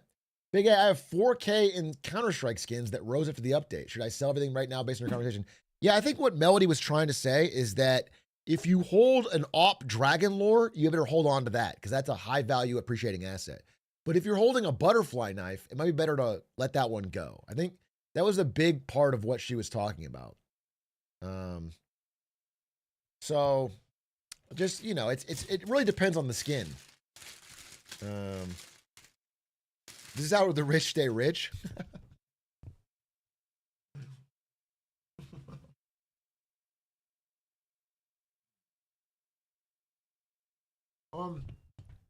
It's unfortunate. She had graphs. I should have asked her more. I couldn't get my graphs to show correctly, and then she didn't get to show her graphs, but I'm going to show them anyway. Fuck it. Here's a couple. The typical U.S. renter is older than they've ever been. 72% of the U.S. renter population is age 30 or older, an all-time high. And that is because young people are just living with parents more. Okay? So not only, normally around your 30s, you'd be able to buy a house. But the age of first-time home buyers has hit 40, which is absolutely fucking insane. First-time home buyer at 40. We are just denying people the normal markers of life that they have been promised around your 20s and 30s where you can get a home, start a family. We are just pushing that out to literally 40, which is like late career, bro. That's crazy. No wonder people are fucking pissed. No wonder. It's like I just can't stand when people are like, I don't understand the rise of Mom Donnie, or whatever. It's like, bro, this is the fucking exact reason. People are fucking screaming for this number to change. Late career streamer brain. Well, I'm not saying, obviously your career can go on well past 40, but it's, let's say mid to late, whatever. If you're 40, you're through a good chunk of your career, right? You're not late, maybe the wrong word. Okay. You have plenty of years left. I'm not saying it's over, but 40 is, for 40 to be your first time home buyer is a huge change. From how the American dream used to be promised, right? And this certainly has got people frustrated. This is in the UK. This is in the US. No, I mean, you're seeing so much anger in the UK too. It's like, bro, 40% of 18 to 34 living with their parents? Is that what you were promised? Is that it feels like to these people correctly that they're getting a worse deal than their parents. They're getting a worse deal than the generation before them, which is true. Oh, perfect graph too. So I want to kick off here. Look, in 20, 21, 22, if the yellow line is above the blue line, that means there's more buyers than sellers. This is what people were thinking of when times were fucking good, when housing prices were rocketing up. There was so many fucking buyers. It was a seller's market, dude. They could raise the price every damn week. They could be very picky. There was lines out the door for every open house. Now, then it slowed down in 23 and 24, basically no transactions. And now we're seeing rising sellers, more and more and more sellers, desperate sellers. They can't find a buyer. They have to keep cutting the prices. And I think this is what Melody's talking about. This is only going to go up, and we're going to see, increasing panic among home sellers to try and get somebody in the door. So, let me see if I have anything else. And then we talked about that. I've talked about this a million times, and I'm probably going to do another video about it. But I think the most interesting thing from her conversation was that is that it's not just the riskiest borrowers. It's not just the subprime. Because I've been talking about that. There's like a lot of people who've been given loans, buy now, pay later, student loans, auto loans, and they can't afford, and they're completely subprime and they're going to fail. But it's worse than that. I like this graph too. It's my last graph. This is serious delinquency, 90 days plus on student loans by age. Recently, this year, we talked about it. You have to pay student loans again. It's fucking skyrocket. I'm sure a lot of you are not paying your student loans. Just based on the math, a lot of you have student loans and you're just saying, fuck it, I'm not paying. It's happening right now. Okay? And it's hitting credit scores. And it's just happening, bro. And it will mean something. I'm not the guy that's going to tell you the fucking date it's going to mean something, but it's happening so quickly.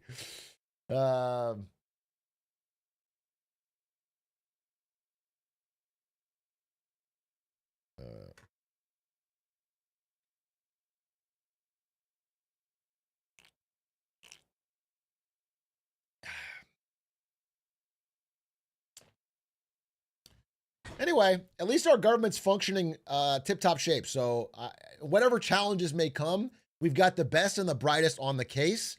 And the government is open for business, and they're working together in a bipartisan way to solve our problems. So at the very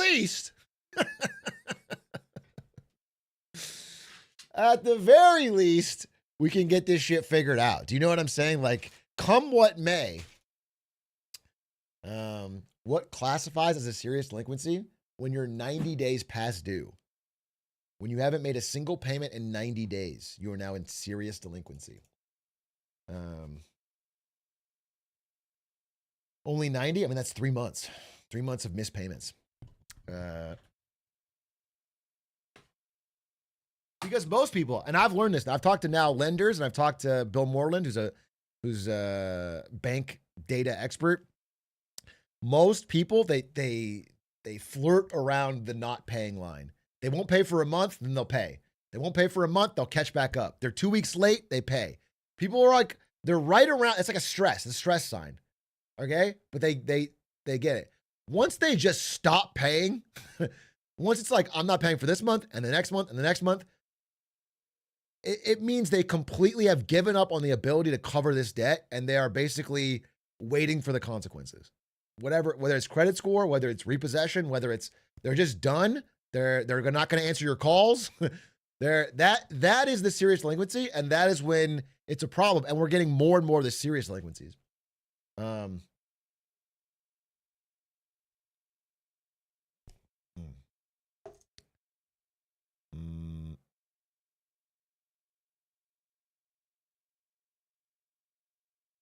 As some home investors are saying, it's a good time to start sending incredibly insulting offers.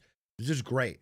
Again, if you are in the market for a house now, send a fucking lowball offer. But please never take the listed price. If you are in the market for a house and you see one that you like, send them a lowball, because you're going to be surprised. They are desperate to move. They are desperate to move. Go under. Go 10, 50% under. Go under, dude. If there are other bidders, then of course you're not going to get it. But what I'm saying is there's not. What I'm saying is the price they're listing is not, by the way, they can fake bidders, so be careful. They might fake bidders on. They might pretend that they have a lot of demand when they don't. Be more aggressive with it. You can get better deals than you think on housing right now, and especially I think in the future.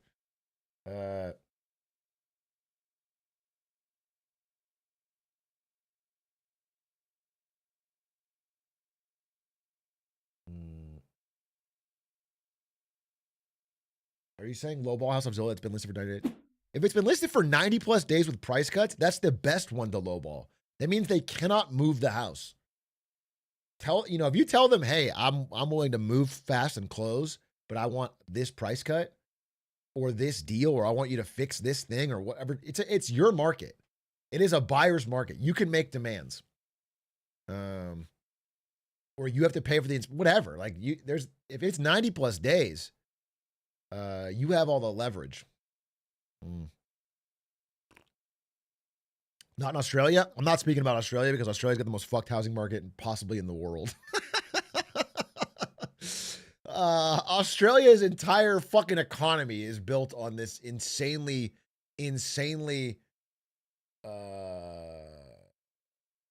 disgusting negative gearing law that has wormed its way into everyone's personal finances, and they can't let housing prices fall or everybody's financially underwater. I mean, in a worse, I mean, everyone's kind of got that in some way, but in Australia, it's horrendous. So I don't know. I don't know how that breaks down there, and I don't know, but I know that no government can do anything about it in Australia.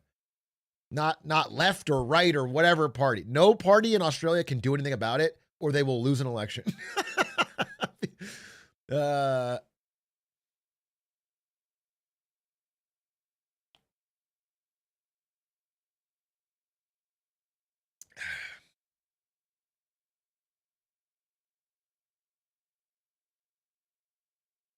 Have you talked about your best friend Lena Khan's entering Mamdani's transition team?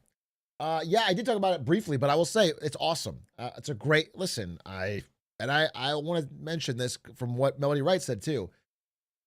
I can't tell you the one issue that I'm still steadfast on is I know that rent freezes will be negative. It's not a fucking political thing. It's been done by Nixon. It's been done by right-wing governments. It's been by left-wing governments. It won't work. It will cause problems. But outside of that, I like the rest of his policies. I'm very excited for him. I'm excited to see a young man in office, someone who's not corrupt. And I'm very, very excited to see him pick someone like Lena Khan. Lena Khan, I think, absolute one of the best political figures in America right now. Smart, focused on the real issues, antitrust enforcement, breaking up corporate monopolies, oxygenating the market, allowing fucking small businesses to compete. I think it's a really great choice. I'm actually super, super glad he picked her. Again, it's just a transition team. I don't think it's a major impact, but it's a good signal. It's a good sign. What do you think about public-owned groceries? I don't think it's a big deal, to be honest. Whether or not the public-owned grocery crazily works or crazily doesn't, it's a nice experiment. It's 5 fucking city-owned grocery stores. It's New York. They have the budget for 5 grocery stores. They can do it. It's fine. I have no problem with it. It's not a big deal. Please try it. Okay? It's not going to end the world. We have so much bigger problems politically than nitpicking, things like that.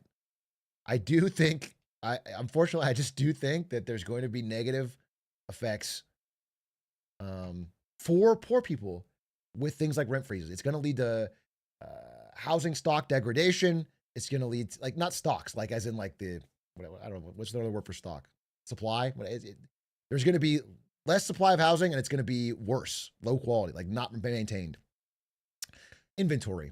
But, I do want to say this. 3 things were passed in New York. I want to pull them up. Listen, man, I'm an optimist in general, and I am really excited about actually. Listen to this. Look at this. Look at this. I loved this. I've been researching. 3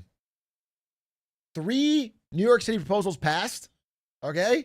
This one in particular, 56% of the vote. Zoning review, much more simplified. Upzoning for small scale housing on small parcels of land. So this is a big deal. This passed. More affordable housing projects, fast track review and approval. So it's not gets bogged down and fucking, these are good things. This is good. Okay. And if you combine this with the fact that I do think we're just going to see housing price declines in possibly all markets, as this stuff unravels, there's a good chance that this could, we are going to have good outcomes with housing in general. Not the economy, though. I read an article about how rent control could be a useful tool to get political capital necessary to advance housing policies. This is totally true. I've read this article as well, and I think that's fair. But I have become disillusioned with the idea of I don't ever want to believe now, because I've tried this in the past, of someone saying something but not meaning it in order to get something real past. I think just say what's real. Okay. I get annoyed with it, but I do think it's a very popular thing to say. And if you want to say it to get the political capital and the will and the votes to make changes, fuck it. Maybe you have to do it. I'm not fine.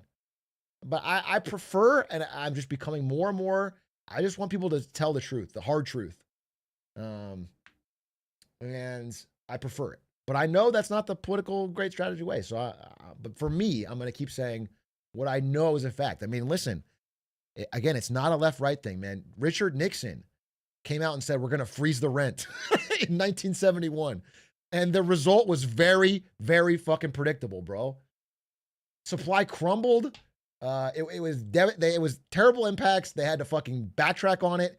They've tried it in Buenos Aires. They tried it in Berlin. They tried it every time. It's been tried many, many times, and it doesn't work. And I know that. But it's fine if you're going to pair it with other measures and it gets you the votes you need. I don't want to talk about this only one issue, because again, I'm overall very happy about this outcome. And Vienna has nothing to do with rent control, bro. It's first of all, it's population declining for fucking 50 years. So there's plenty of supply, but they also build a lot. Vienna's the opposite story. It's about building. If you want to build, I mean, you could build city-owned housing. That could work too. And that's why I like this vote we just talked about, because the problem in America with city-owned housing is that they have an insane amount of bureaucracy when building it. It takes fucking 15 years and to build what it would take, to build in China in 8 months. It takes too long. They can't get it out.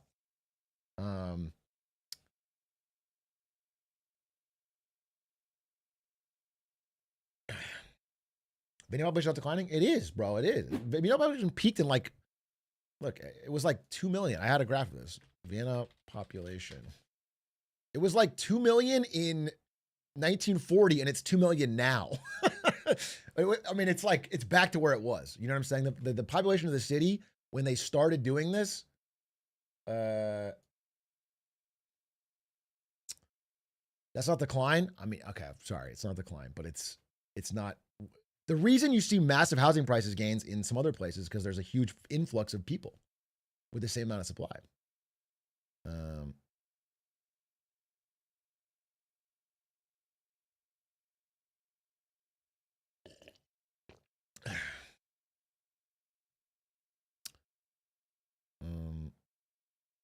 One thing that we never talked about with this housing stuff is how owning a home was the de facto asset for collateral when taking out a loan. Now that no one owns a home, it's basically impossible for anyone to take out a loan.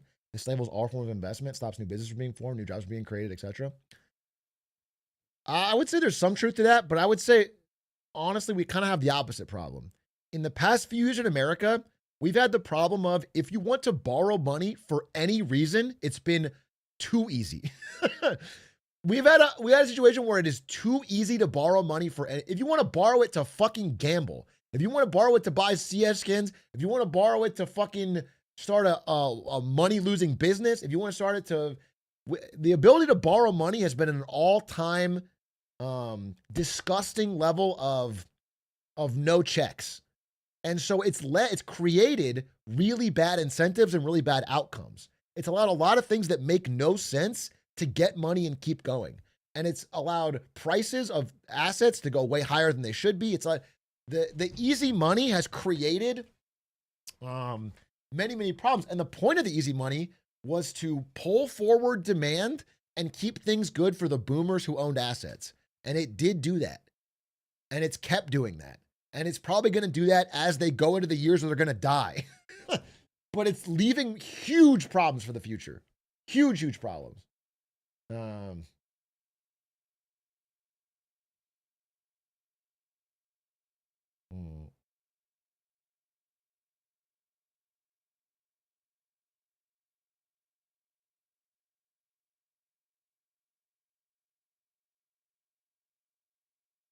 Chewy, I really can't answer that question. I appreciate your question. I don't know, man, and it depends on your personal situation. And I can't give you direct advice on that. I don't know. I will say, you know, understand your budget, what you can afford, what you'd be comfortable doing. Understand having some buffer if things went wrong with a job or whatever, and just understand that I personally, and I think based on what Melody was saying, think that we are in a period like this, where I'm pulling this up again. Sorry, where we have more sellers than buyers, and this number is only growing. And so, if you are a buyer of housing, it is a time where you can get either a good deal or wait and nothing else. Don't take a bad deal. That's what I'm saying. Get a good deal because you have the advantage. That's what I'll say. And if you don't feel like you're getting a good deal, I would wait. If you see this change, then maybe change your mind. But the way it's trending, I would push your advantage.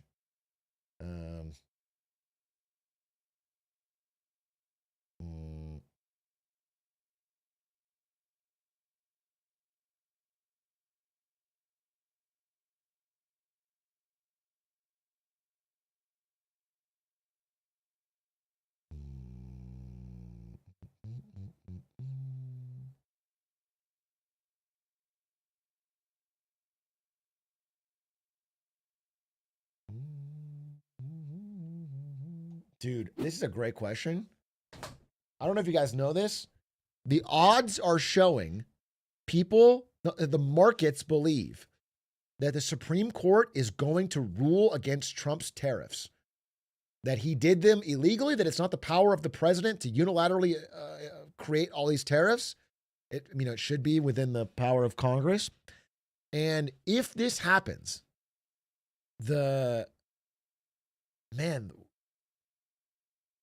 it's weird because I almost don't want it to happen so he doesn't have a way to blame. I think the economy's in the fucking toilet now and it's becoming more and more obvious. And I think he's gonna be like, well, it's because they blocked my tariffs.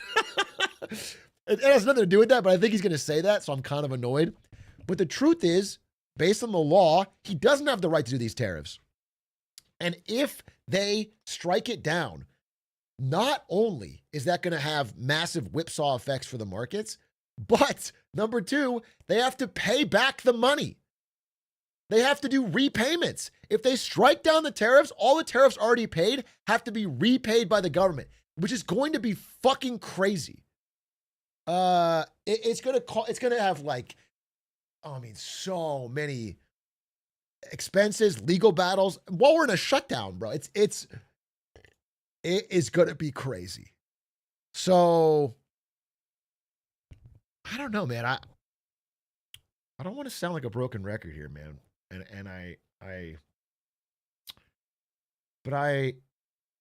It's not that I don't think things can extend and pretend or prop up, but I feel very, very confident that it's not a misread, that the underlying system is rotted. like there, ever since that Bill Moreland thing, I've been reading more and more and looking more. It's just like, dude, there's so much papering over. There's so much fraud and papering over of like underlying cooked loans, assets, like things that are propping things up.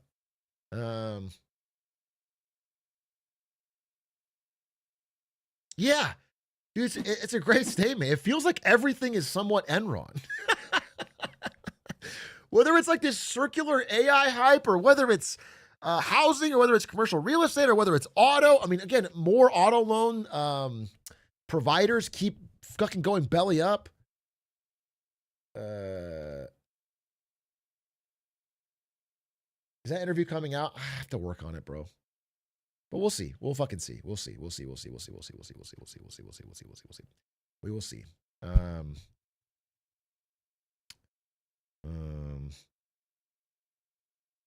Did you talk much about Prop 50? I just mentioned that I voted for it. I thought about it. I wrestled with it. I almost didn't vote for it. I thought I'd be very principled, but I just feel like it's what we have. It's a race to the bottom, but we have to do it. I very much do think that like that again, I've been critical of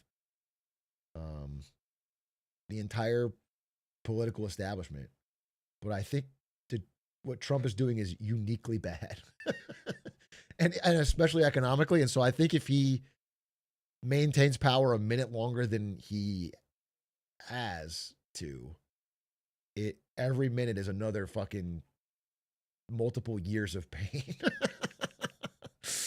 I feel like he's causing, like as I get older too, it's like, man, I want to have a kid, and I'm just thinking like, dude, this is gonna such a fucking mess to clean up. I'm still gonna vote for him in 28. Obviously, I'm still voting for Trump in 28, and I'm still voting Barron Trump in 2032. But after that, it's like I'm gonna really reconsider. Okay, after that, I'm it's like, time's up, buddy. Time's up.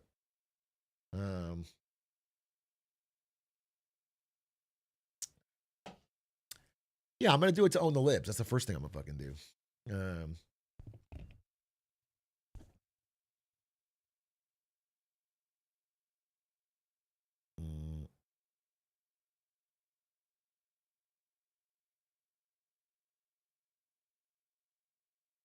What about if someone goes into debt with an auto loan for a reliable way to get to work? Are they making a bad choice just necessary one given the car market? No, it's tough because you, as an individual, you should try to do the best to make good financial decisions. Of course, I believe in that. At the end of the day, the buck stops with you. You got to figure it out. But these is like the access to easy money and the way these companies push it on people, and they lie, and they offer you deals they know you can't afford. They dangle it in front of you, is fucked. It's predatory, right? So it's a bigger systemic problem. It's this access to easy money has to come back to reality. The lending needs to come from institutions that actually own the risk. The real problem is that the people that lend the money can then sell your loan to they can pass the buck to somebody else. So they have no incentive to fucking care if you can pay it back. They don't care.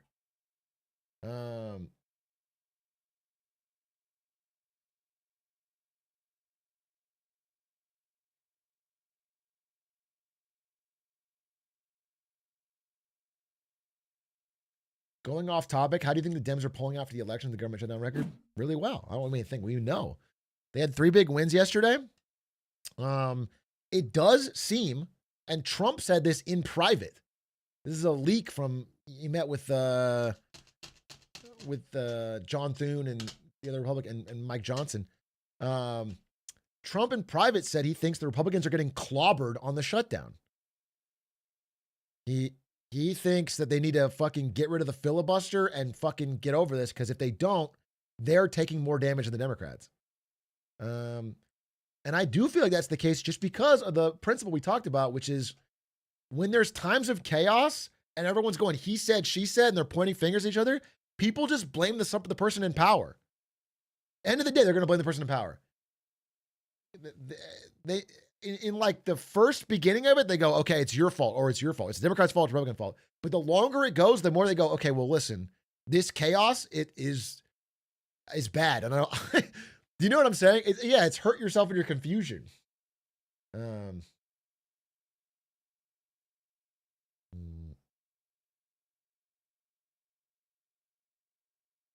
If they get rid of the filibuster, wouldn't that benefit the next non-Republican government? Yeah, that's why the Republicans, other than Trump, don't want to do it. Trump wants to do it. John Thune is saying no. He's saying, no, I won't do it, because if they win, then they'll have that power to use against us.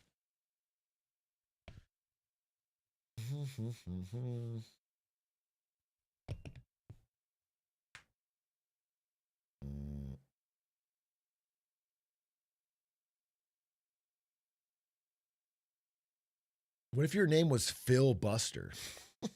Good question.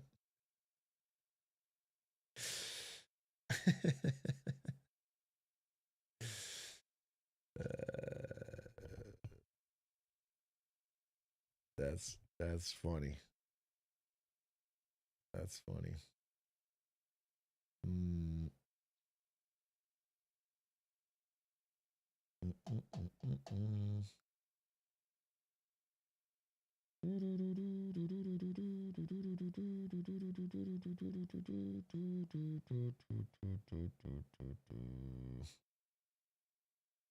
What time will the Japan streams be? I don't know how I'm going to stream in Japan. I'm going to do it, but I don't know how.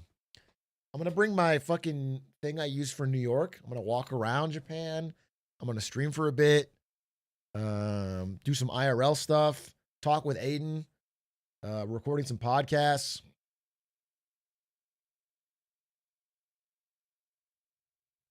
Probably going to kick a deer. Yeah, probably going to kick a deer. Probably going to go on a bit of a Logan Paul tour of the countryside, if you know what I mean. But outside of that, no, I don't know. I haven't figured it out yet. I mean, I think I want to just at some point, use my laptop and just stream from the hotel room and do a normal stream about the news. I think that's not crazy.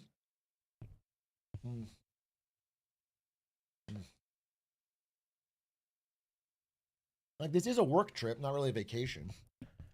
We're doing 2 podcasts. I'm not leaving Tokyo. I'm gonna stream. Maybe there's a Chili's in Japan I can go to. That'd be sick.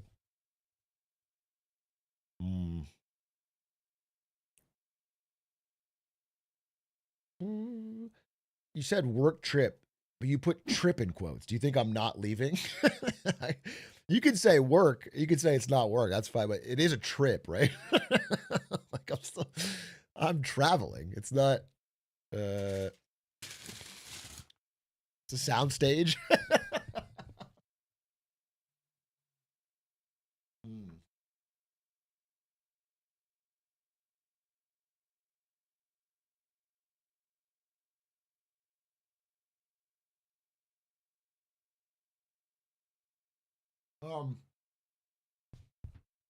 I'm hungry. I got food. Can we watch something? The answer is yes. What should we watch? That's up to you. Let's watch something where we can learn some fucking thing, okay? Let's watch a video where we can learn something interesting.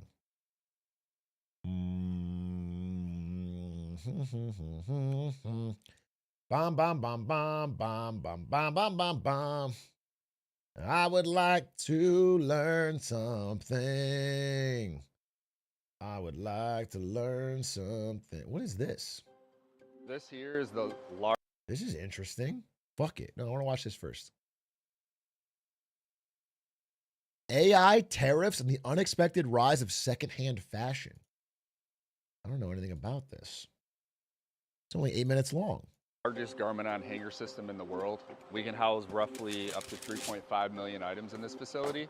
Here at ThreadUp's warehouse in Suwanee, Georgia, roughly 40,000 articles of used clothing are given a second life each day.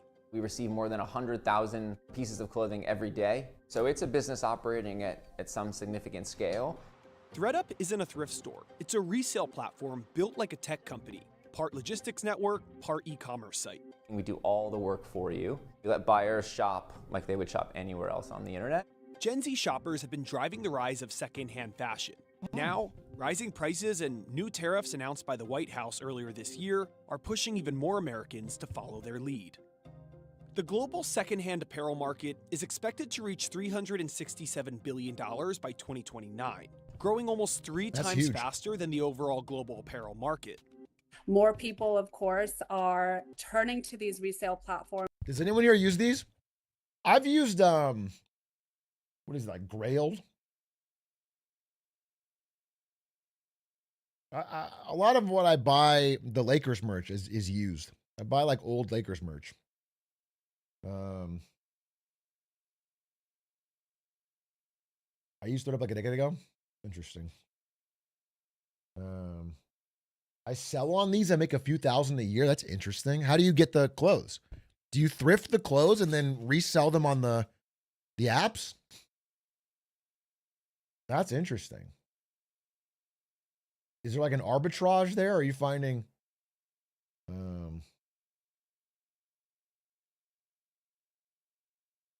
I scalp limited supply capsules? What is a capsule in this context?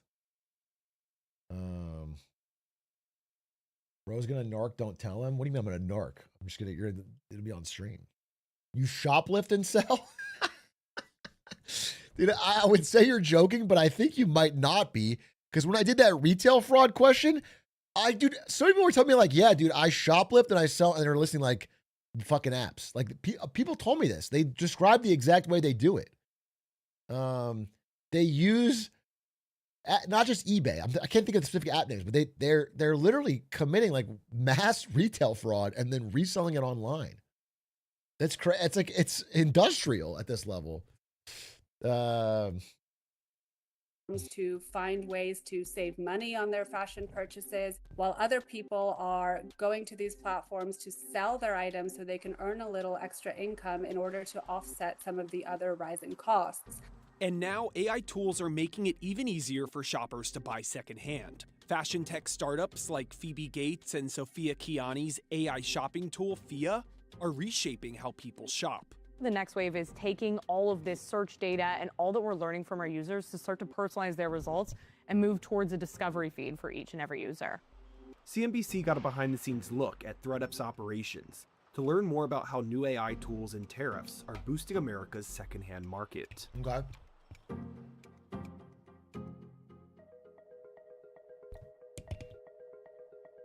Every item that passes through here is sourced, sorted, and shipped within the US.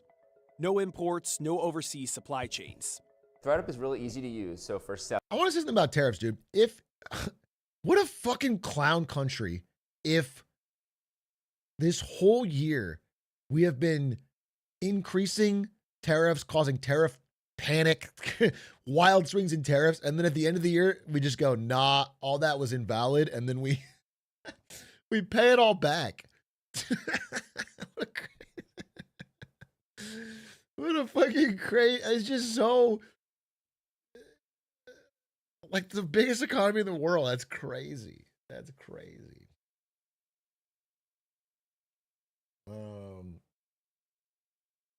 People who bought the dad are gonna be a richer man. Yeah, true. sellers, we Like send how would you a Lightning's clean firm? out kit. You fill it with all the things that you're no longer wearing. You put it where your mail gets picked up, and then we go to our distribution centers. We process all of your clothing. Once the items have finished their photography over in studios, they're actually on their way up to the mezzanine so they can get put away into one of our put away carousels. ThreadUp operates 4 facilities like this across the US, collectively processing hundreds of thousands This of is secondhand crazy. items weekly through a mix of human inspection, Our packers are one of the most important jobs that we do here because they are the last hands that will be touching the customer's item before customer gets it. So they are there to make sure that quality is triple checked. and automation that powers the company's resale engine. Yeah, I mean, you When want to this make sure there's building not was a big first built stain in in it or 2020, something. People would Or it stinks or have it's to not manually washed. enter in the information and print one barcode one by one. Now that we've automated it, we've been able to bring that down to one team member. The U.S. secondhand apparel market is expected to reach $74 billion by 2029, growing 9% annually on average. I think it's a great opportunity to remind customers of I mean, I think this is kind of cool, right?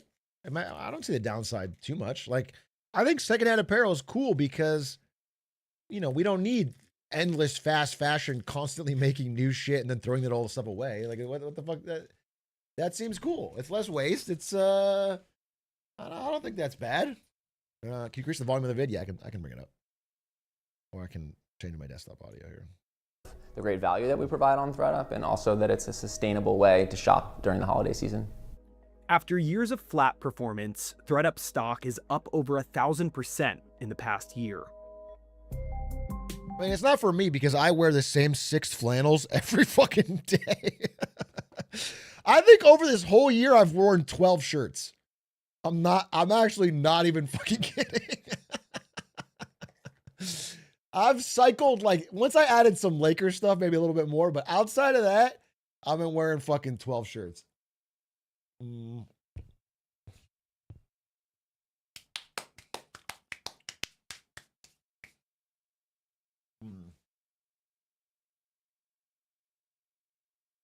I want to get like a cartoon character outfit. Steve Jobs, Doug Funny, dude. I want to get the same fucking, I want 100 copies of the same blue flannel. Just wear it every day. Don't even think about it. President Trump's tariffs were billed as a way to bring manufacturing back home. But the measures hit one of America's most import-dependent industries, fashion. About 97% of clothing sold in the US is imported, mostly from China, Vietnam, Bangladesh, and India. Our reliance on products from overseas is being severely impacted by tariffs. And that's sort of the existential threat that the industry is sort of grappling with now. How much price elasticity is out there for a consumer that's pretty exhausted from an inflation standpoint? Prices were rising. We started to see them come down a little bit in the second half of 2024, but in the past 4 months, prices turned and started to go up again. So consumers are really looking for how can they save. We're seeing this overall mentality shift. We look at resale, dupes, fast fashion, even private brands. Like consumers are shifting to these. Well, yeah. I mean, they're shifting these options or they're taking on debt. And that's, you know, the more I've learned about buy now, pay later, I mean, I'm glad that I can get some of you to not use it. But I also recognize that the biggest offenders with buy now, pay later are probably not my audience because it's mostly women. Like the biggest offenders of BNPL are young women, you know, 18 to 34 women. And I don't have, you know, I have 8%, 9%. And it's because, no, I mean, it is. It's just the stats. It's because they do more shopping online for fashion and et cetera, which is where BNPL's at checkout. And it's a huge portion of that. I think the problem with young men is gambling more than it is BNPL. Now, again, this is broad strokes because it is affecting both, you know, it's across both. But like men are more likely to throw their fucking money away on Robinhood and DraftKings and FanDuel. And then the BNPL is what's hitting young women. This is just the math of it. Men be gambling. I have a friend who buy now, pay later $700 boots. That's fucking crazy. Dude. It doesn't magically make the price lower. You still paid $700 for boots. You know what it's like you're just, the impact is going to hit your bottom line. What if they buy now, pay later gambling debts? Now they're true. That's almost like an olive branch to this to the war of the sexes. If you want to reduce the gender divide in this country, you should buy now, pay later some parlays. That would be good. That's non-binary. That's non-binary, dude. If you BNPL some gambling debt.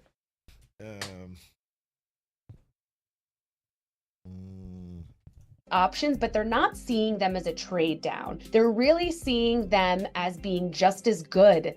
That shift is showing up across resale platforms. ThredUp reported that revenue grew 34% year over year in its third quarter 2025 earnings. It also said that it acquired more new customers in the third quarter than any other time in the company's history, with new buyer growth up 54% from the same period last year. Depop and OfferUp are also seeing similar momentum, and even Amazon is betting on pre-loved fashion. We're also seeing an increasing number of sellers as people are looking to offset some of the rising costs, earn a little extra income. If you start seeing higher prices flow through from tariffs, it would follow then that resold items could do one of two things. They could just allow demand to theoretically flow through by keeping their current pricing, right? Because that value spread would open up even greater. Or they could take their prices up and just maintain the same, you know, percentage spread to a like item, right. Full price like item. And both are significant benefits to resale platforms. I mean, it's an easier way to saying that is no matter what, like if tariffs drive new clothing prices up, secondary clothing is going to be way more appealing. So this is only going to get bigger. People are going to want to do more ThredUp style shopping, resale shopping, because it doesn't get hurt by tariffs. But ThredUp isn't the only one changing how people shop. One of the newest players in resale, Fia, is using AI to take that idea even further. Founded by Phoebe Gates and Sophia Kiani, FIA compares thousands of listings across retail and resale in seconds, helping shoppers find the best deal, either new or used. Well, we work with both secondhand partners and also retail. Dude, I feel like you could game this so hard. If this is like an AI scan of the best deal and you're going to buy it right from the app, couldn't you make a fucking forgery or a fake and then list it as a cheaper price and then people are automatically buying it through FIA? And you could, you know what I'm like, because the AI can't detect. It just feels like that's gameable.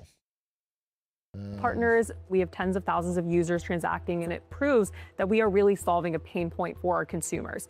AI has really accelerated, I think, the adoption of secondhand. I think consumers are going to benefit. It's going to bring more people to shopping secondhand. Through essentially image capture and artificial intelligence, you're able to have essentially unlimited search attributes, right? So you can search for themes, Nantucket wedding, 4th of July, St. Patrick's Day, whatever it is, right? Yeah, that's cool. And that will bring you a broader universe of items. AI has the potential to really transform the way that people are shopping online. Right now, AI has become an important discovery and research tool for shoppers. We're seeing more of them turn to AI chatbots for product recommendations, and many of these companies are looking for ways to try to monetize that behavior. Younger shoppers really are the driving force behind. I do know that people ask ChatGPT a lot of fucking questions about their life, and they probably ask them buying questions. I totally get that. I am spooked for the world once that's monetized. Once you're like, hey, ChatGPT, I'm trying to get like a nice fucking shirt for a dinner later. And then it's a sponsored ad. Well, ChatGPT's like, you know what? The best place to get this is, I think that's happening, of course. I mean, OpenAI is already announcing deals, but that's going to feel so strange. The growth in fashion resale. Gen Z and millennials both value affordability and sustainability in their fashion purchases, and these things tend to be at odds. If you think about fast fashion, for example, it tends to be a cheaper option, but not a more sustainable option. Resale really hits on both of those fronts. So buying secondhand clothing items is both a cheaper and more sustainable option. By 2029, new shoppers will account for 60% of all secondhand spending, and younger generations for nearly 70%. Okay. I think that idea of value, it's not just a one size fits all. It looks different. It's a different equation for each consumer. So it's really, for brands and retailers, it's about understanding, well, for my consumer, for my core demographics, what does that value equation look like, and how am I checking those value boxes? The stigma around secondhand clothes really died with the baby boomer generation. And now you're seeing much younger cohorts really take to and adopt and even seek out these resold platforms. Soon, resold goods offer tangible value. For retailers, that shift could be long-term, with some saying it could be the... Dude, I gotta buy jeans. I have like 2 pairs of jeans for now going on 12 years. I have got to buy some jeans. It's fucking insane. It's insane. I have to buy jeans. Good jeans will last. They're not even good jeans, bro. I legitimately think I got one of these jeans at Target in like 2016, 2015, maybe less. 2012.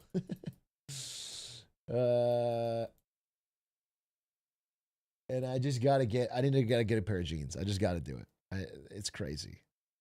Dude, I used that last pair of jeans. I had 3 pairs of jeans. I used one of them till the hole in the knee got so big, the leg came off. And then there was one leg.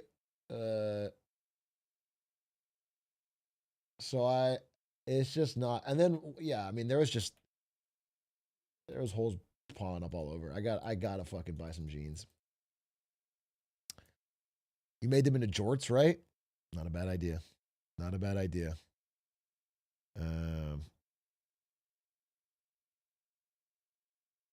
Get some solid denim. That's a good idea. That's what I'll do. That's what I'll do. But also on stream, I usually wear like fucking gym shorts or something because it's hot in here. So I have a flannel top and gym short bottoms. Oh, maybe I can buy like nice denim in Japan. That'd be kind of fun. What's the point of not spending some money here? Relevant Sunny clip? What's this? Man, I used to have some jean shorts like that too. I slept in them shits, man. Eventually, I blew the crotch out them things. But you can't wear them every day and expect for them to hold up. That's some nice ass denim too. I miss them shorts. But you gotta take them off every now and then. You gotta take them off, son. So I don't. True. Just fucking true. End of the day. End of the day. What are you gonna say? That's true as hell. You gotta take them off, son. But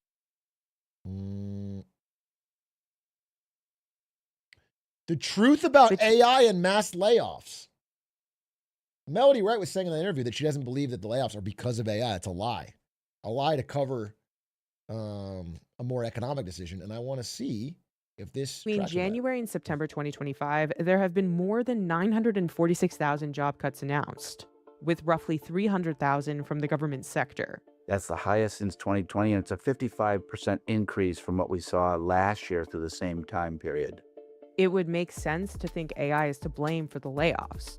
Now that we've had generative AI come in and kind of change the equation, investors and boards are asking management teams, how are you using AI? Why aren't you using AI? Can AI help you streamline costs?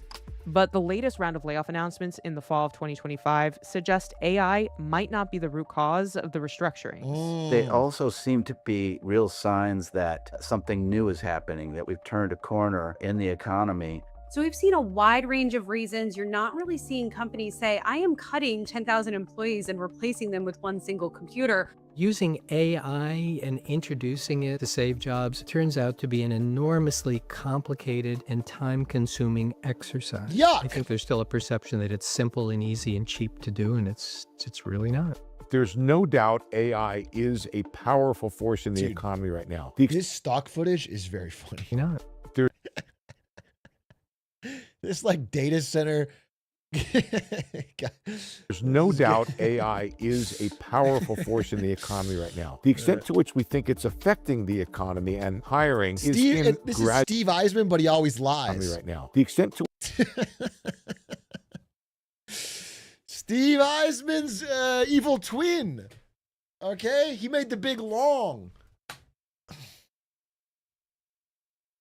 which we think it's affecting the economy and hiring is in graduate level, low-skilled jobs. We haven't been able to find yet much evidence that AI is capable at this moment of taking over sort of white-collar, middle management jobs.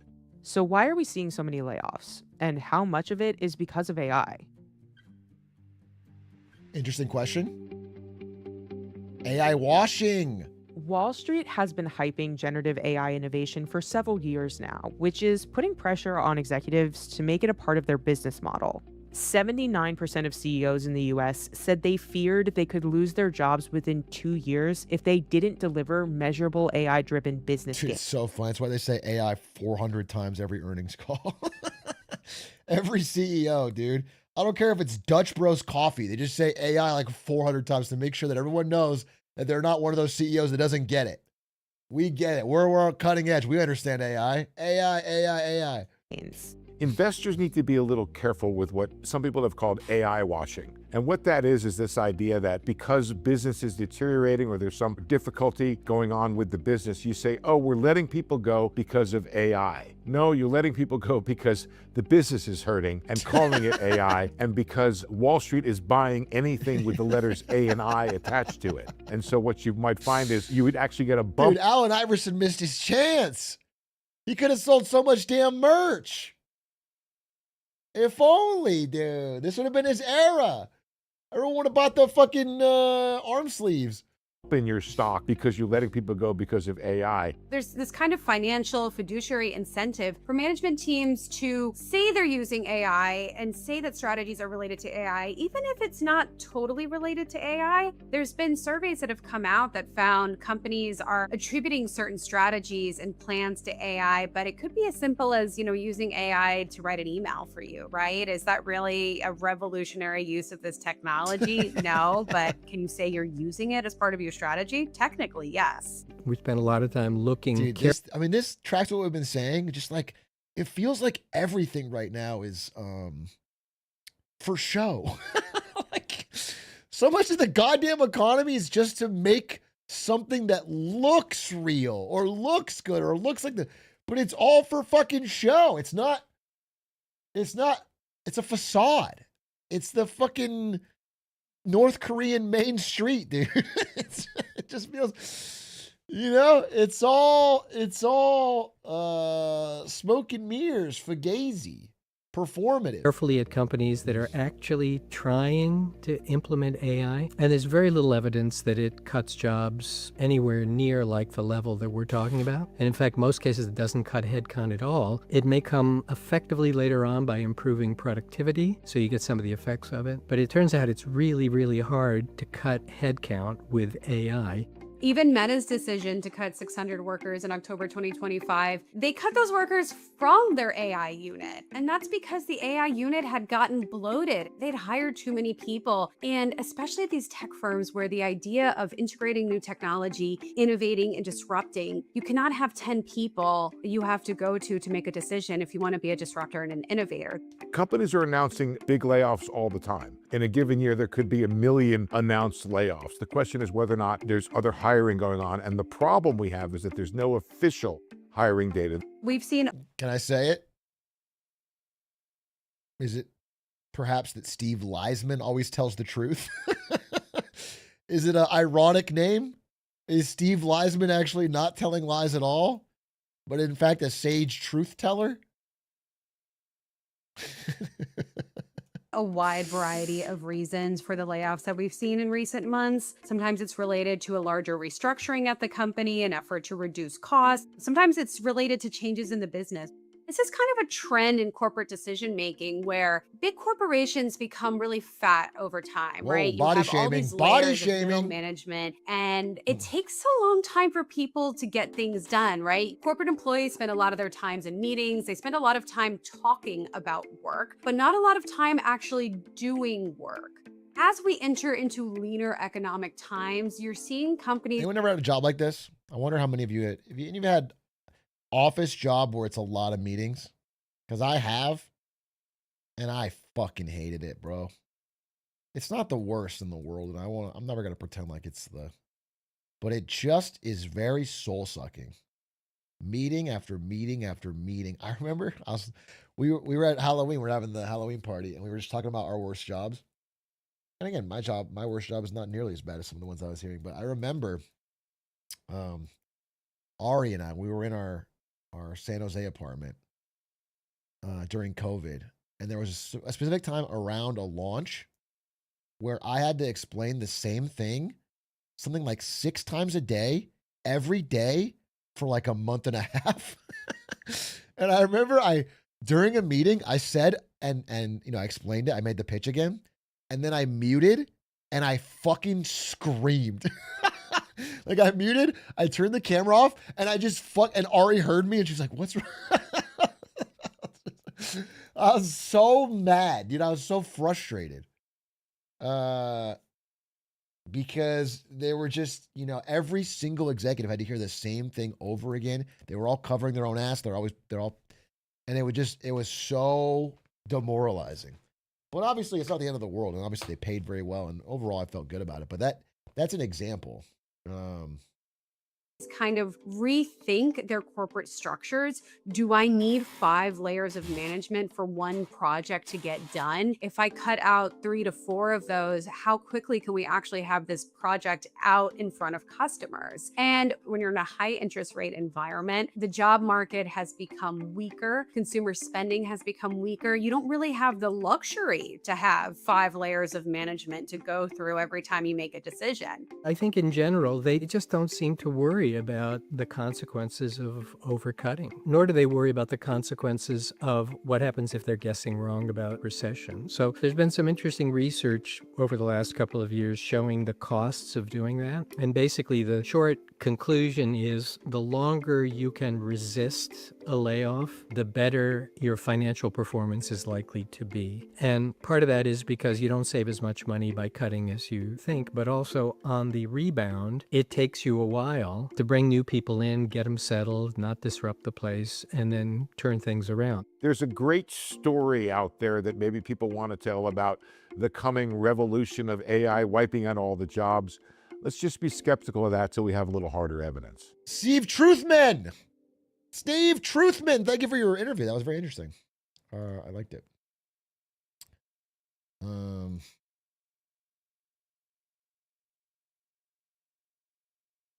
He's bald though, and he still spits fire like that.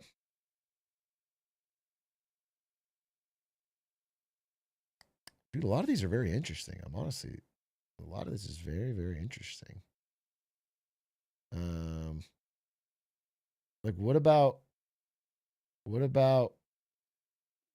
fucking Taco Bell's Live Moss cafes or Wawa? Dude, all I know about Wawa is the people on the East Coast never fucking shut up about it. Every East Coaster talks about Wawa like it's a fucking holy mecca. Okay? And we don't have it here, and I never grew up with it, so I know not shit about it. I have a beefsteak shorty. My bag. Hello, would you like to try a sample? How are you today, sir? Do you have a rewards card today? It's 10 a.m. on a Monday, and we're at a Wawa, one of America's largest convenience store chains. Someone said Wawa is literally heaven on earth, which is so funny. It's like such a... The American heaven is a fucking convenience store with... It's 7-Eleven with a deli. It's no Buc-ee's. Buc-ee's is the South. That's like Texas. And dude, I saw... It'll be a little pro-American propaganda here, though. I saw that a Buc-ee's general manager makes more money than a doctor in Europe. Which is fucking crazy. Bro. So there's a lot. I don't know about Buc-ee's either. I think I've driven past Buc-ee's when I drive road trips, but you guys don't have In-N-Out on the East Coast. Is there In-N-Out in the South? Arizona, there is. In-N-Out's great, bro. In-N-Out, don't sleep on that. Right outside of Philadelphia. 8:30. Have a great day. Gobbler's back today. First day. Yep. Today's the first day of the Gobbler, one of its limited time offers inspired by Thanksgiving. The Food Gobbler has helped Wawa build a fiercely loyal fan base, what some call a cult-like following. I love Wawa. I don't even get gas. I get food. I love their products, their sandwiches, their coffee. Any cult following starts with each customer, each visit, each transaction, and turning it to something more than it should be. We have 5 minutes with our customers. Make it the best 5 minutes of their day. Have a nice day. Expansion has been rapid. Revenue has more than doubled, and its workforce has grown by nearly 90% over the past decade. Okay, they're hiring. But competition is fierce. Buc-ee's! Convenience store chains are perfecting food, and fast food chains are expanding options and offering value deals and more customization. You're going to see a continued expansion of high-quality food service in the convenience industry. And if anything, the quick service restaurants better watch out, because if you can get better food faster at a gas station, that kind of changes everything.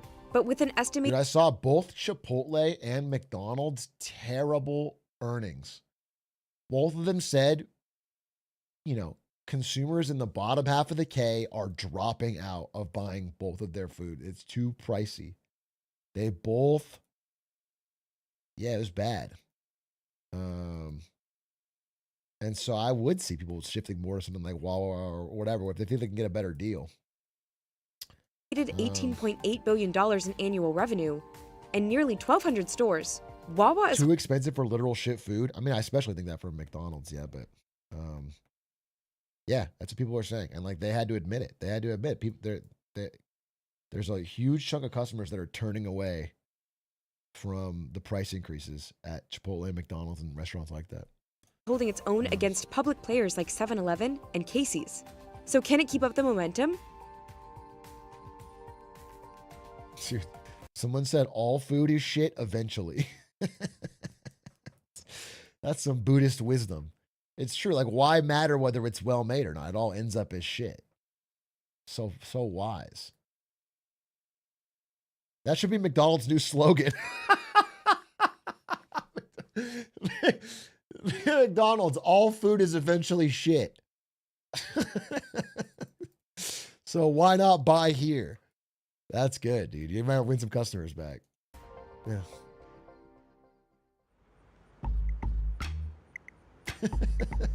Just 2 miles away, at Wawa's headquarters, the Innovation Center is testing new hoagies or subs. Dude, what a fun job, sauces, coffees, and I legitimately think, I mean, I wouldn't be any good at it. I'm not a chef in any way.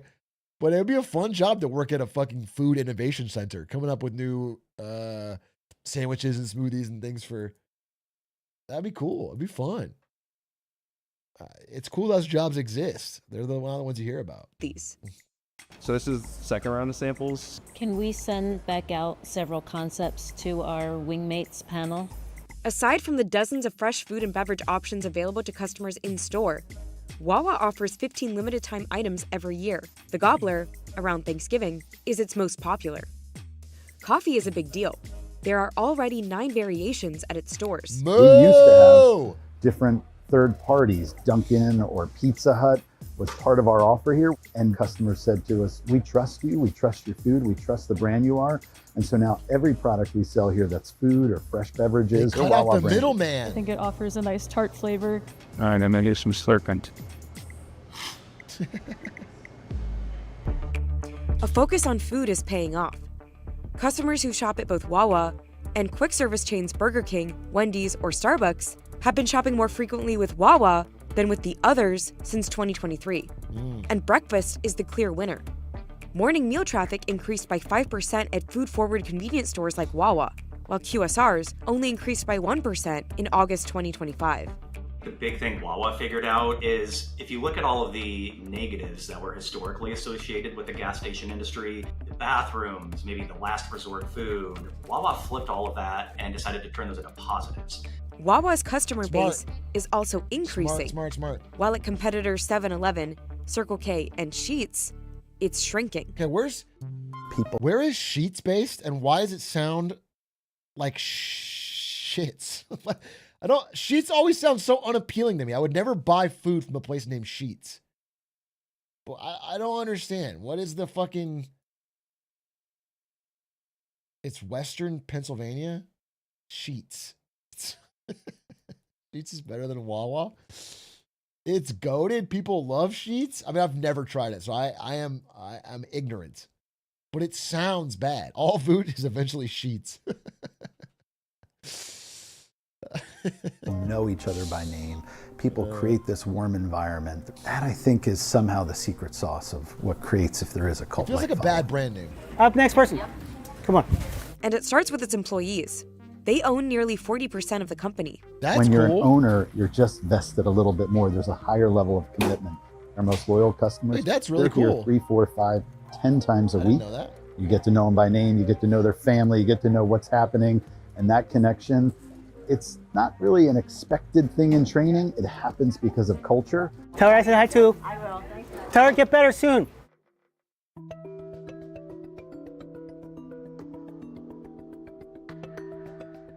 Wawa began as an iron foundry in New Jersey in 1803, before shifting to a dairy business in Pennsylvania nearly a century later.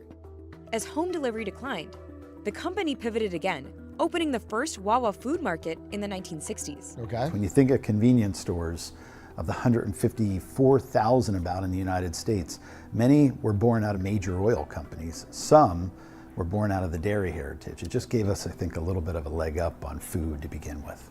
In the following decades, Wawa grew slowly in its home markets of Philadelphia and South Jersey and built a significant presence across three other East Coast states, plus Washington, D.C. It doubled down on convenience, becoming a 24/7 operation in the 70s at a time when most retailers closed early and offering surcharge-free ATMs, free air for tires, and surcharge-free ATM. That's actually really nice.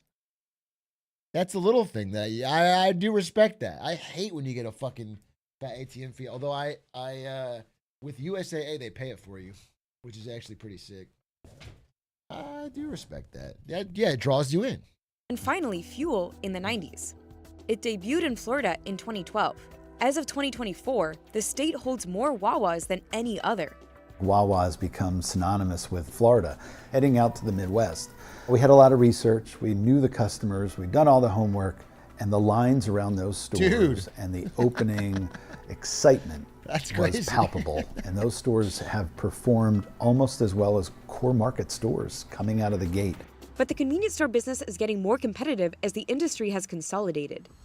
Since 2022, Wawa has been focused on an aggressive expansion plan without mergers or acquisitions, growing from 6 to 12 states. And its annual revenue rose by $4 billion in that time frame. Store count has grown more than 50% over the past decade.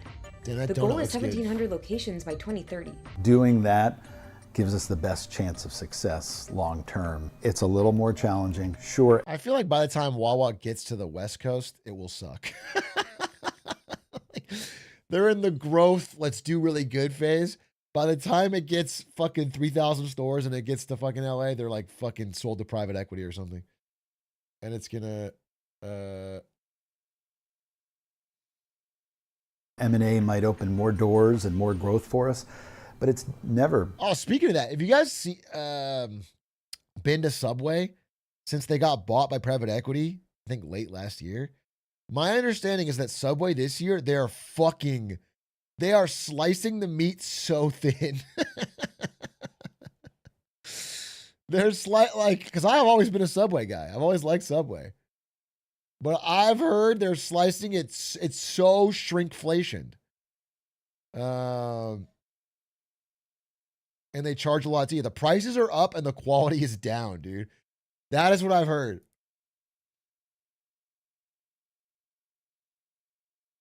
Jersey Mike's on top.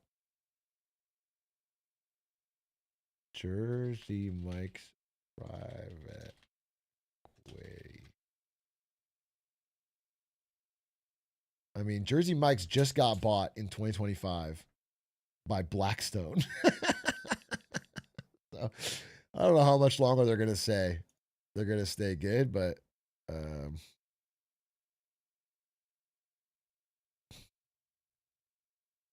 Firehouse Subs never done me wrong.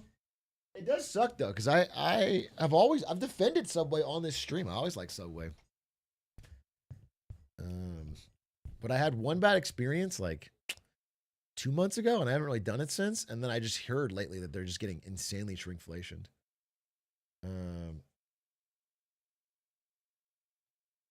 Been for us to be the biggest. It's trying to be the best. As opposed to other competitors like Casey's, which focuses on rural America, Wawa is in urban areas.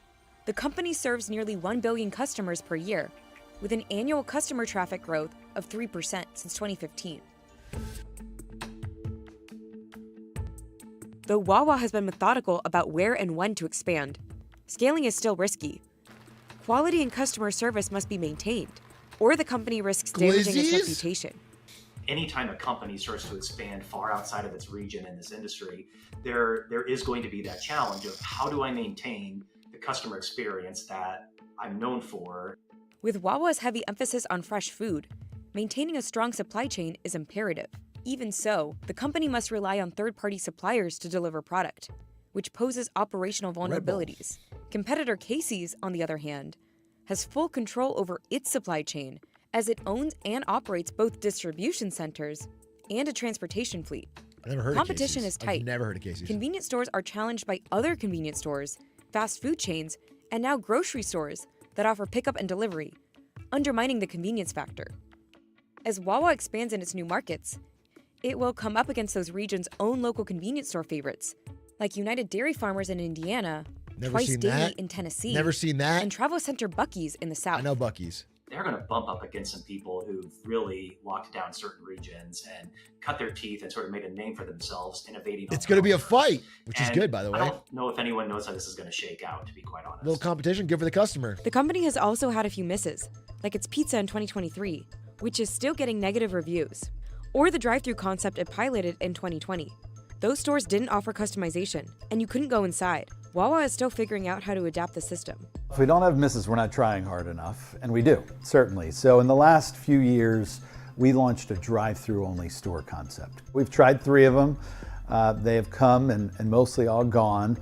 But from a great failure, you learn. So now, That's fair. with our mobile app, we've given customers the ability to order whatever they want. High inflation poses a major risk. Between 2019 and 2025, Wawa raised prices by about 22%. Jesus fucking Christ, Wendy's. Dude, if you're raising double the fucking raises of McDonald's. Wait, that's crazy. Wendy's gone down the hole and it's so bad. I haven't been to Wendy's in a minute. I used to love their sea salt fries though. This is why Chili's supremacy. Aligning with most competitors. And as Americans respond by pulling back spending, value meals have made a comeback, including at convenience stores. You have to confront a company that has a well-oiled model that's been pressure tested in aggressive, tough markets, and they're going to come in and build state-of-the-art, new-to-industry stores, have all the modern amenities, and then on top of that, they're going to go in and hire really great employees, and they're going to pay them fairly. And yeah, that's a tough model to compete against. Well, that sounds good. We have to pay attention to McDonald's for sure, and we want to deliver more value, better quality at a better price. And you can have even better service. That's been the formula for us to take share, to win share, and will continue to be. We have a broader set of menu, and it allows us Plus to you can buy a innovate Zin in with your ways hoagie. different products that may be a QSR. That looks pretty good, actually. That was the best looking food thus far. That looks pretty tasty. That kind of looks like old Subway to me. That and a Zin, dude, and a Red Monster.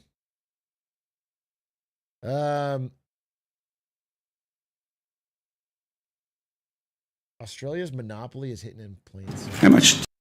That's too fucking.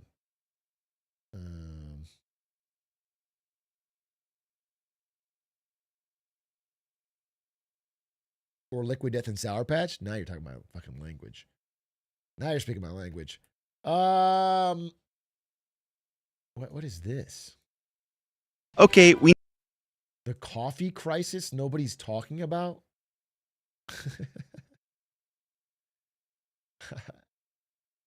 I mean, I think I already covered this. I'm actually not kidding. I'm scrolling through it. I did a video called "The Coffee Wars Are Heating Up," and it was about the rise of these other drinks, the competition between Starbucks losing. I'm scrolling. I think I already covered this.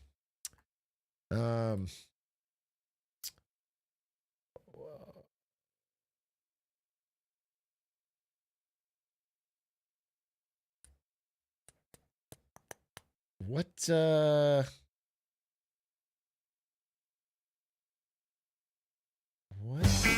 fucking else? Giant.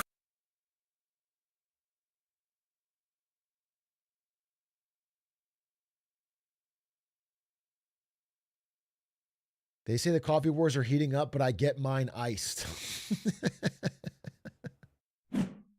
He's on fire today, folks. Who is this guy? What the hell? The who dat difference?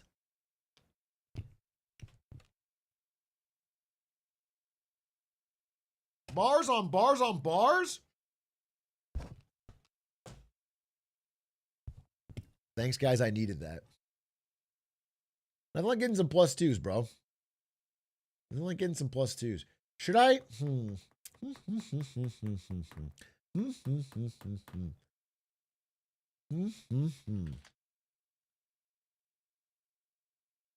Jensen Huang says China will win AI race with US 2 hours ago. In the starkest comments yet from the head of the world's most valuable company, Huang told the FT China's going to win the AI race. I mean, this is the type of thing you say if you want the government to step in and fucking buy NVIDIA chips. I'm just being real. If you were trying to make sure that the Stargate project or something gets funded by the government, you would try to make a lot of fear over falling behind geopolitically with China. That would be, but there could definitely be some truth. I will say this is actually fucking true, straight up, which is that China just announced like a week ago, not even that long ago, that they are going to have, as in they'll pay half of your energy bill for an AI data center if you only use Chinese chips, which is pretty fucking crazy.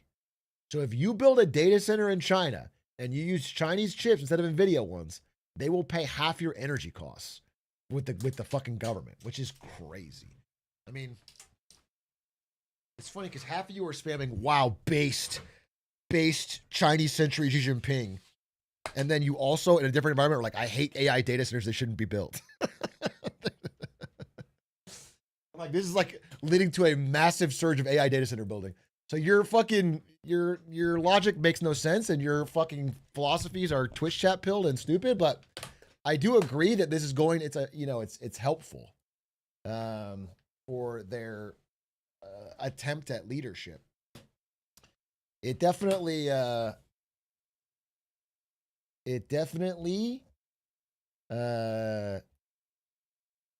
an advantage because I'm thinking more and more with AI that the advantage is not sustainable in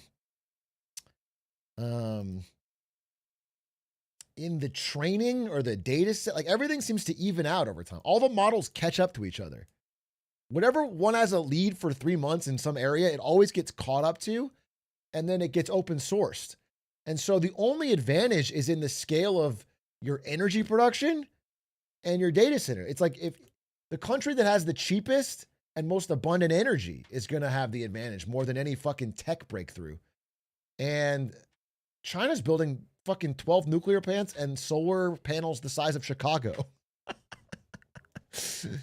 You know, they're like full speed ahead on energy production, and if they're going to subsidize that part of the cost, then I do think there's some points to what Jensen Huang is saying.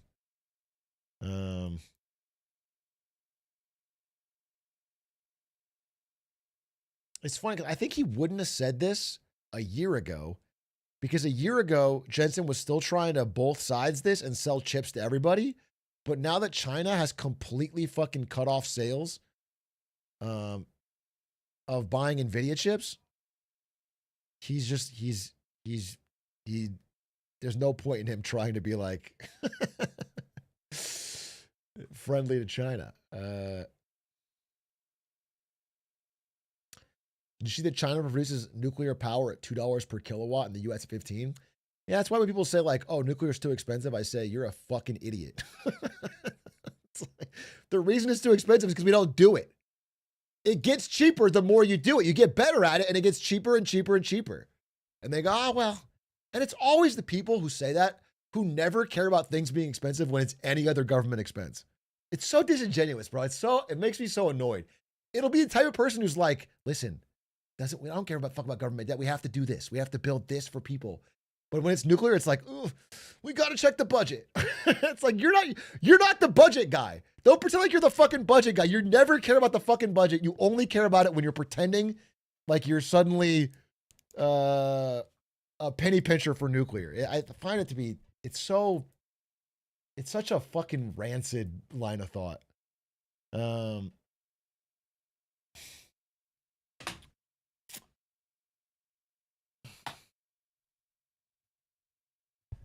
But anyway, it is cool. They're building a lot. Australia doesn't seem to be keen for it. Well, they're not keen for it, to be quite honest.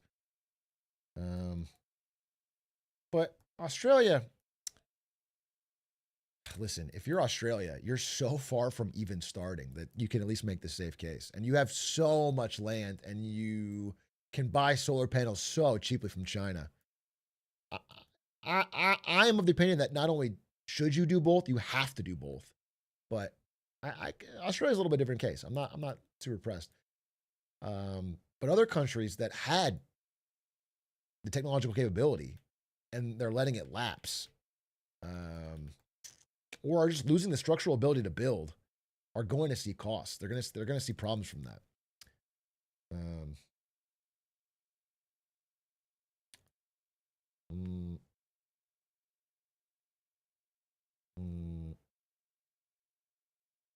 The issue is, in Australia, they build the nuclear power plants upside down, and so all the toxic waste leaks out. It's like this green, because it's the gravities from where they are. So that's why it's a problem. That's why they don't like it.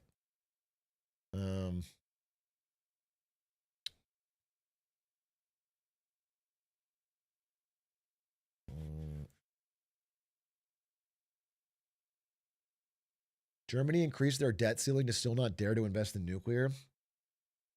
They talked about it a lot. But again, Germany's having a bit of a America or France problem, dude. Their little coalition is fracturing. We might see the CDU partner with the damn AFD at this point.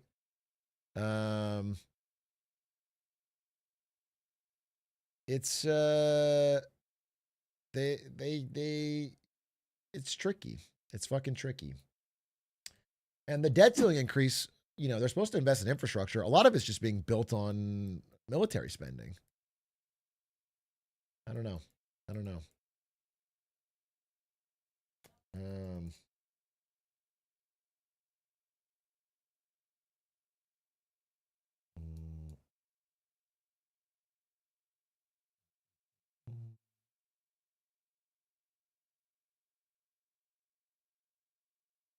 Europe's entering war economy.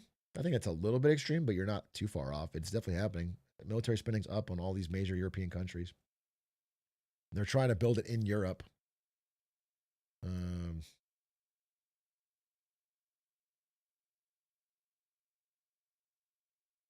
Thoughts on when the shutdown's going to end? Dude, I don't fucking know. But I honestly am getting the sense that Donnie T is either going to force them to get rid of the filibuster or force them to cave. Because again, based on that leaked meeting today, he's furious and thinks the shutdown is hurting Republicans more than Democrats. That's what Donald Trump thinks. And so if he thinks that, then it will have to end soon.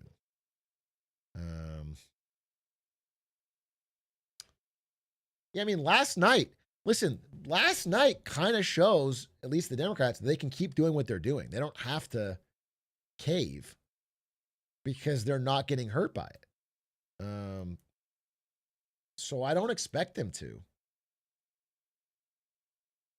I do think there's a world where they have a negotiation. Everybody gets at least one thing they can show to their base and say they won. Like maybe they fund this is my prediction, maybe, is they fund the Obamacare, American Affordable Care Act subsidies like the Democrats want, but they add like a stipulation that goes, it cannot go to illegal immigrants or something. Like they put it into the law or whatever. I mean, it's already not allowed to, but they make a big, and then both sides can go like, we got what we wanted. And that might happen.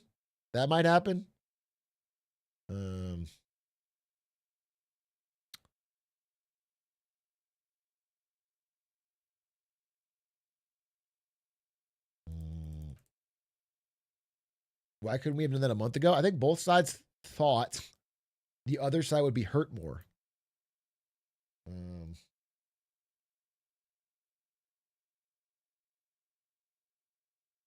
Will you be getting the Caitlin Clark Kobe 6s? Curious what your hoop sneakers are? I wear Kyrie's. I wear Kyrie's. They call me the white Kyrie. Okay.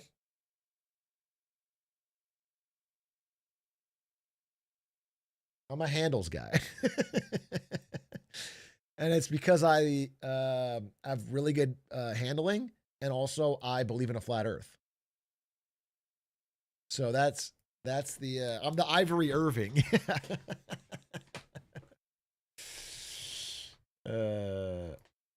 Kyrie's sort of the black Atrioc. Yeah, anyway. Not even the Lucas. I might get Lucas eventually. Dude, that's with clothing. Once I buy something, I use it until it literally is worn to the fucking stub. My non-basketball shoes have fucking the thinnest soles. I just don't change because it works. Bro got doused by Stans. I'll tell you a secret about this. It's only for the live stream. That is staged. Stans, I mean, I gave him this idea, actually. I was trying to help him out. I told him he should do a basketball 1v1s as people get taller. And I was the first guy.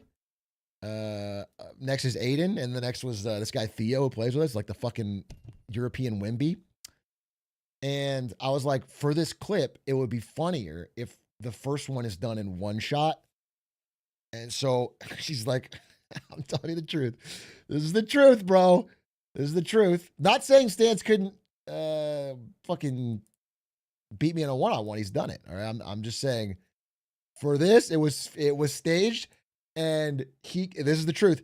He goes, all right, I'm going to fake it to the right. You bite on it. And then I'm going to go for a layup. And I'm like, all right, go. He fakes it. I fake dive for it. He goes for the layup, misses. I'm like, okay, whatever. Another take.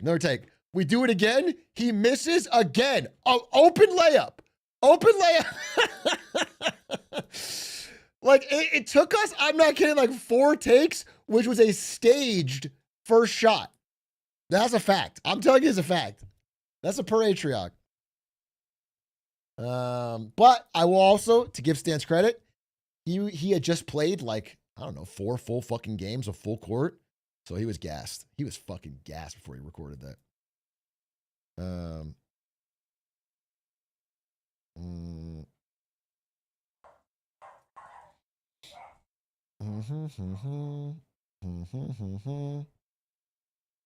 OpenAI asking the government for 1 trillion. Wait, what did this just happen? OpenAI 1 trillion. I don't see that. What are you talking about? No, they have like 1.5 trillion of spend that they've committed to. They don't have the money for. That's why I did the thing about Sam Altman getting that question and snapping. Oh, wait, 3 hours ago. What is this? What the fuck is this?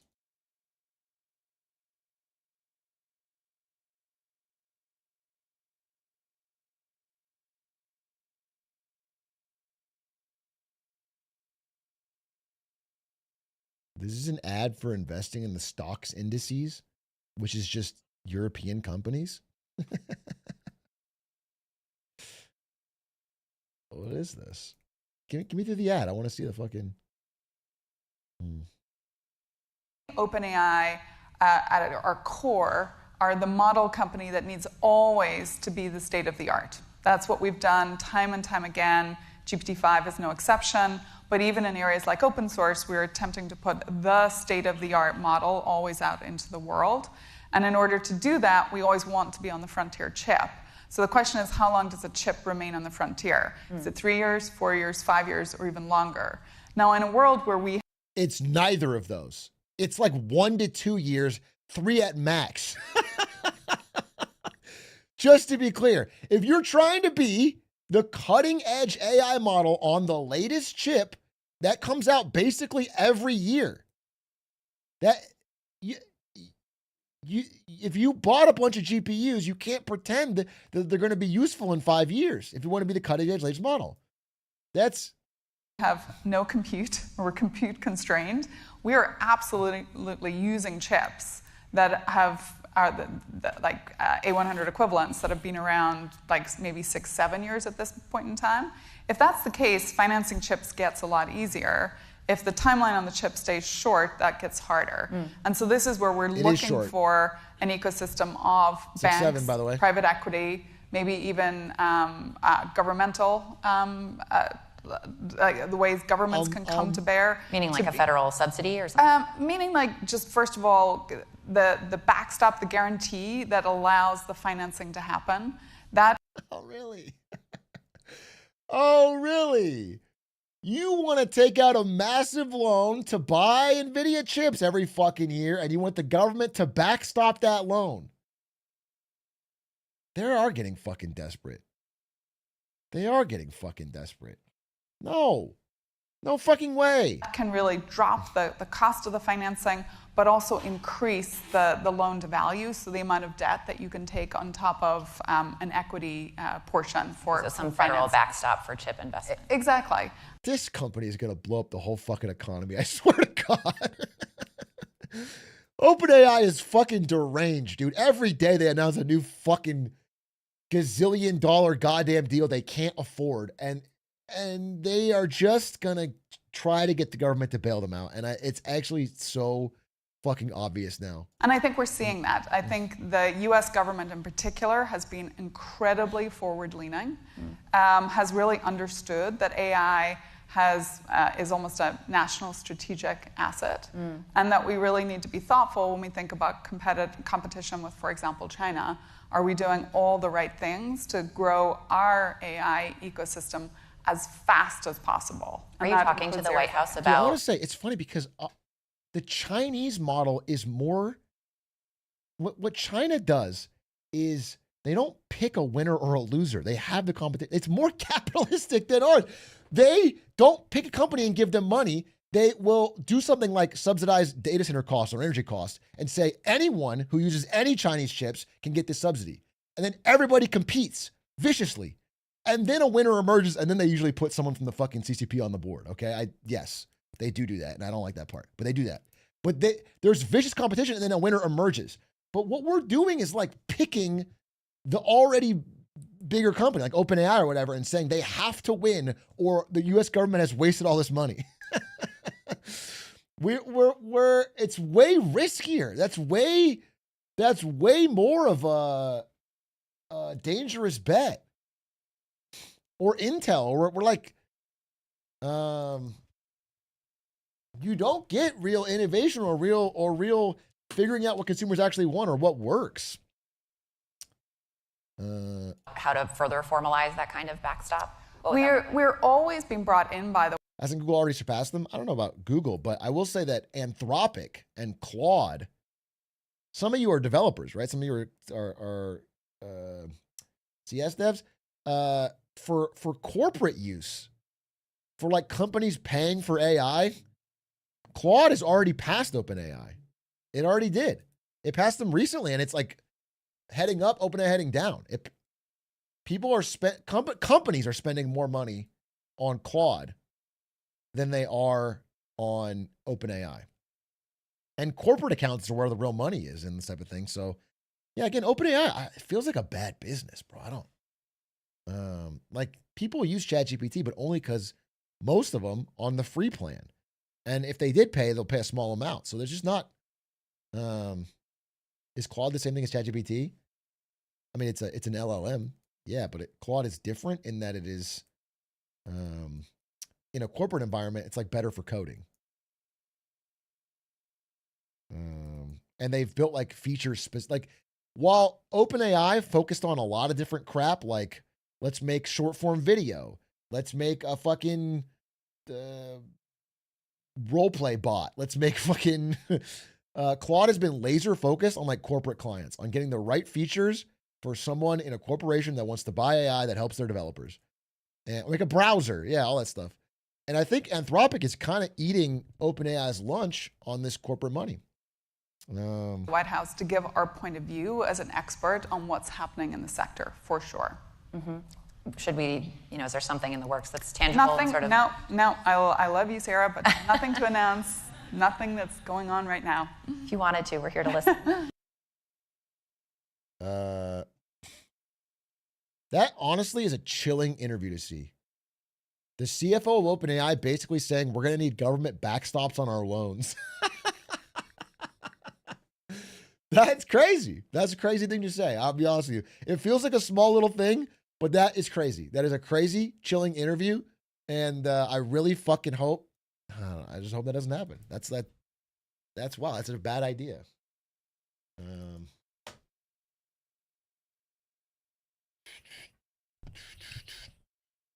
What is a backstop? It's like the government guaranteeing the loan if you can't pay it. You know, it's like if you're trying to get a house and you can't afford it and your parents step in and sign the mortgage. What that means is if you can't make your payments, then the debt falls to your parents. But that allows you to get a better interest rate. You know what I'm saying? It gives you, they're a guarantor. And so if the government comes in and backstops AI loans for, you know, ChatGPT to buy a bunch of NVIDIA chips and they end up not being able to pay it, the government, it falls on the taxpayer.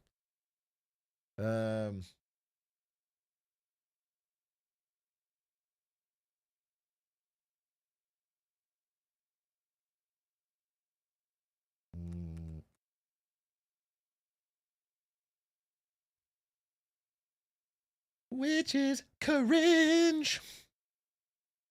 Which is very, very cringe. They have no incentive to pay the loan. I mean, look, if they have the money, they'll pay the loan, but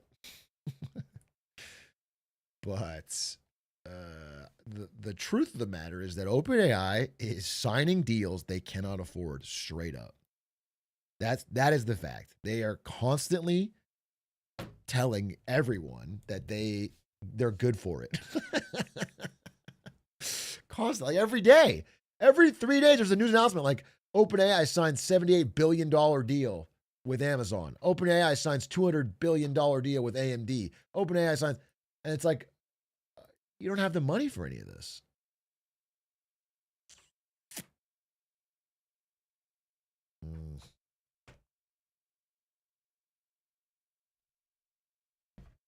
It's real. It's live. Starlight. Sam Altman knows how to tell a story, though? I guess he does. I guess he does.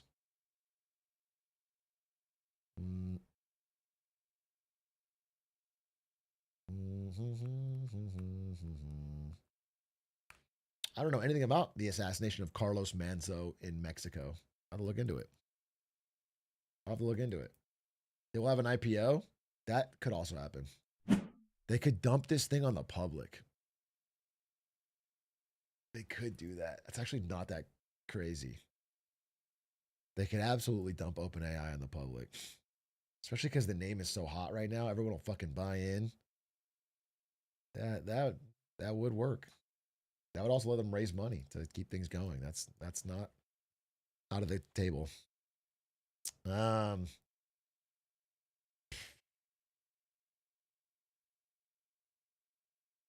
But yeah, that's like a non-profit profit structure. I don't know how it worked, but they probably could do it.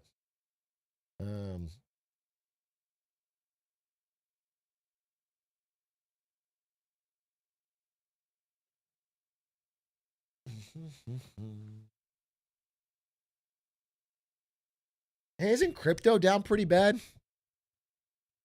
Isn't crypto down pretty bad? Not like insanely, but past few days. I saw that crypto over literally like the last 4-year period is now under, I want to say fucking treasuries, but it was definitely under like the S&P 500 or something. So it's like, the whole 4-year cycle on crypto is kind of being disproven.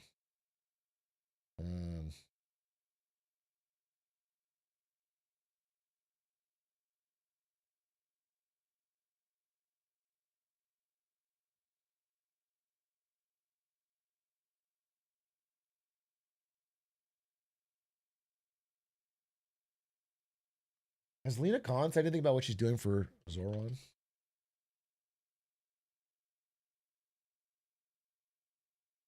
Oh, she got a few words. Wait, let's see them. Lena Khan, few words. Good morning, everybody. It's great to see you all. I want to start off by just congratulating our mayor-elect Mamdani on an incredible victory and a just remarkable campaign this last year. I think what we saw last night was New Yorkers not just electing a new mayor, but clearly rejecting a politics where outsized corporate power and money too often end up dictating our politics. True. And a clear mandate for change, where New Yorkers can get ahead and where all workers and small businesses can thrive, not just get by. I think what we saw through the campaign was an operation that showed extraordinary discipline, rigor, talent, and I know that Zoran has the vision and courage to make sure that we can actually deliver. It's such an honor to get to be part of his transition team, and I'm so excited to work with the co-chairs to make sure that we are building an administration that can hit the ground running on day one and deliver for all New Yorkers. Thank you so much. That's sick.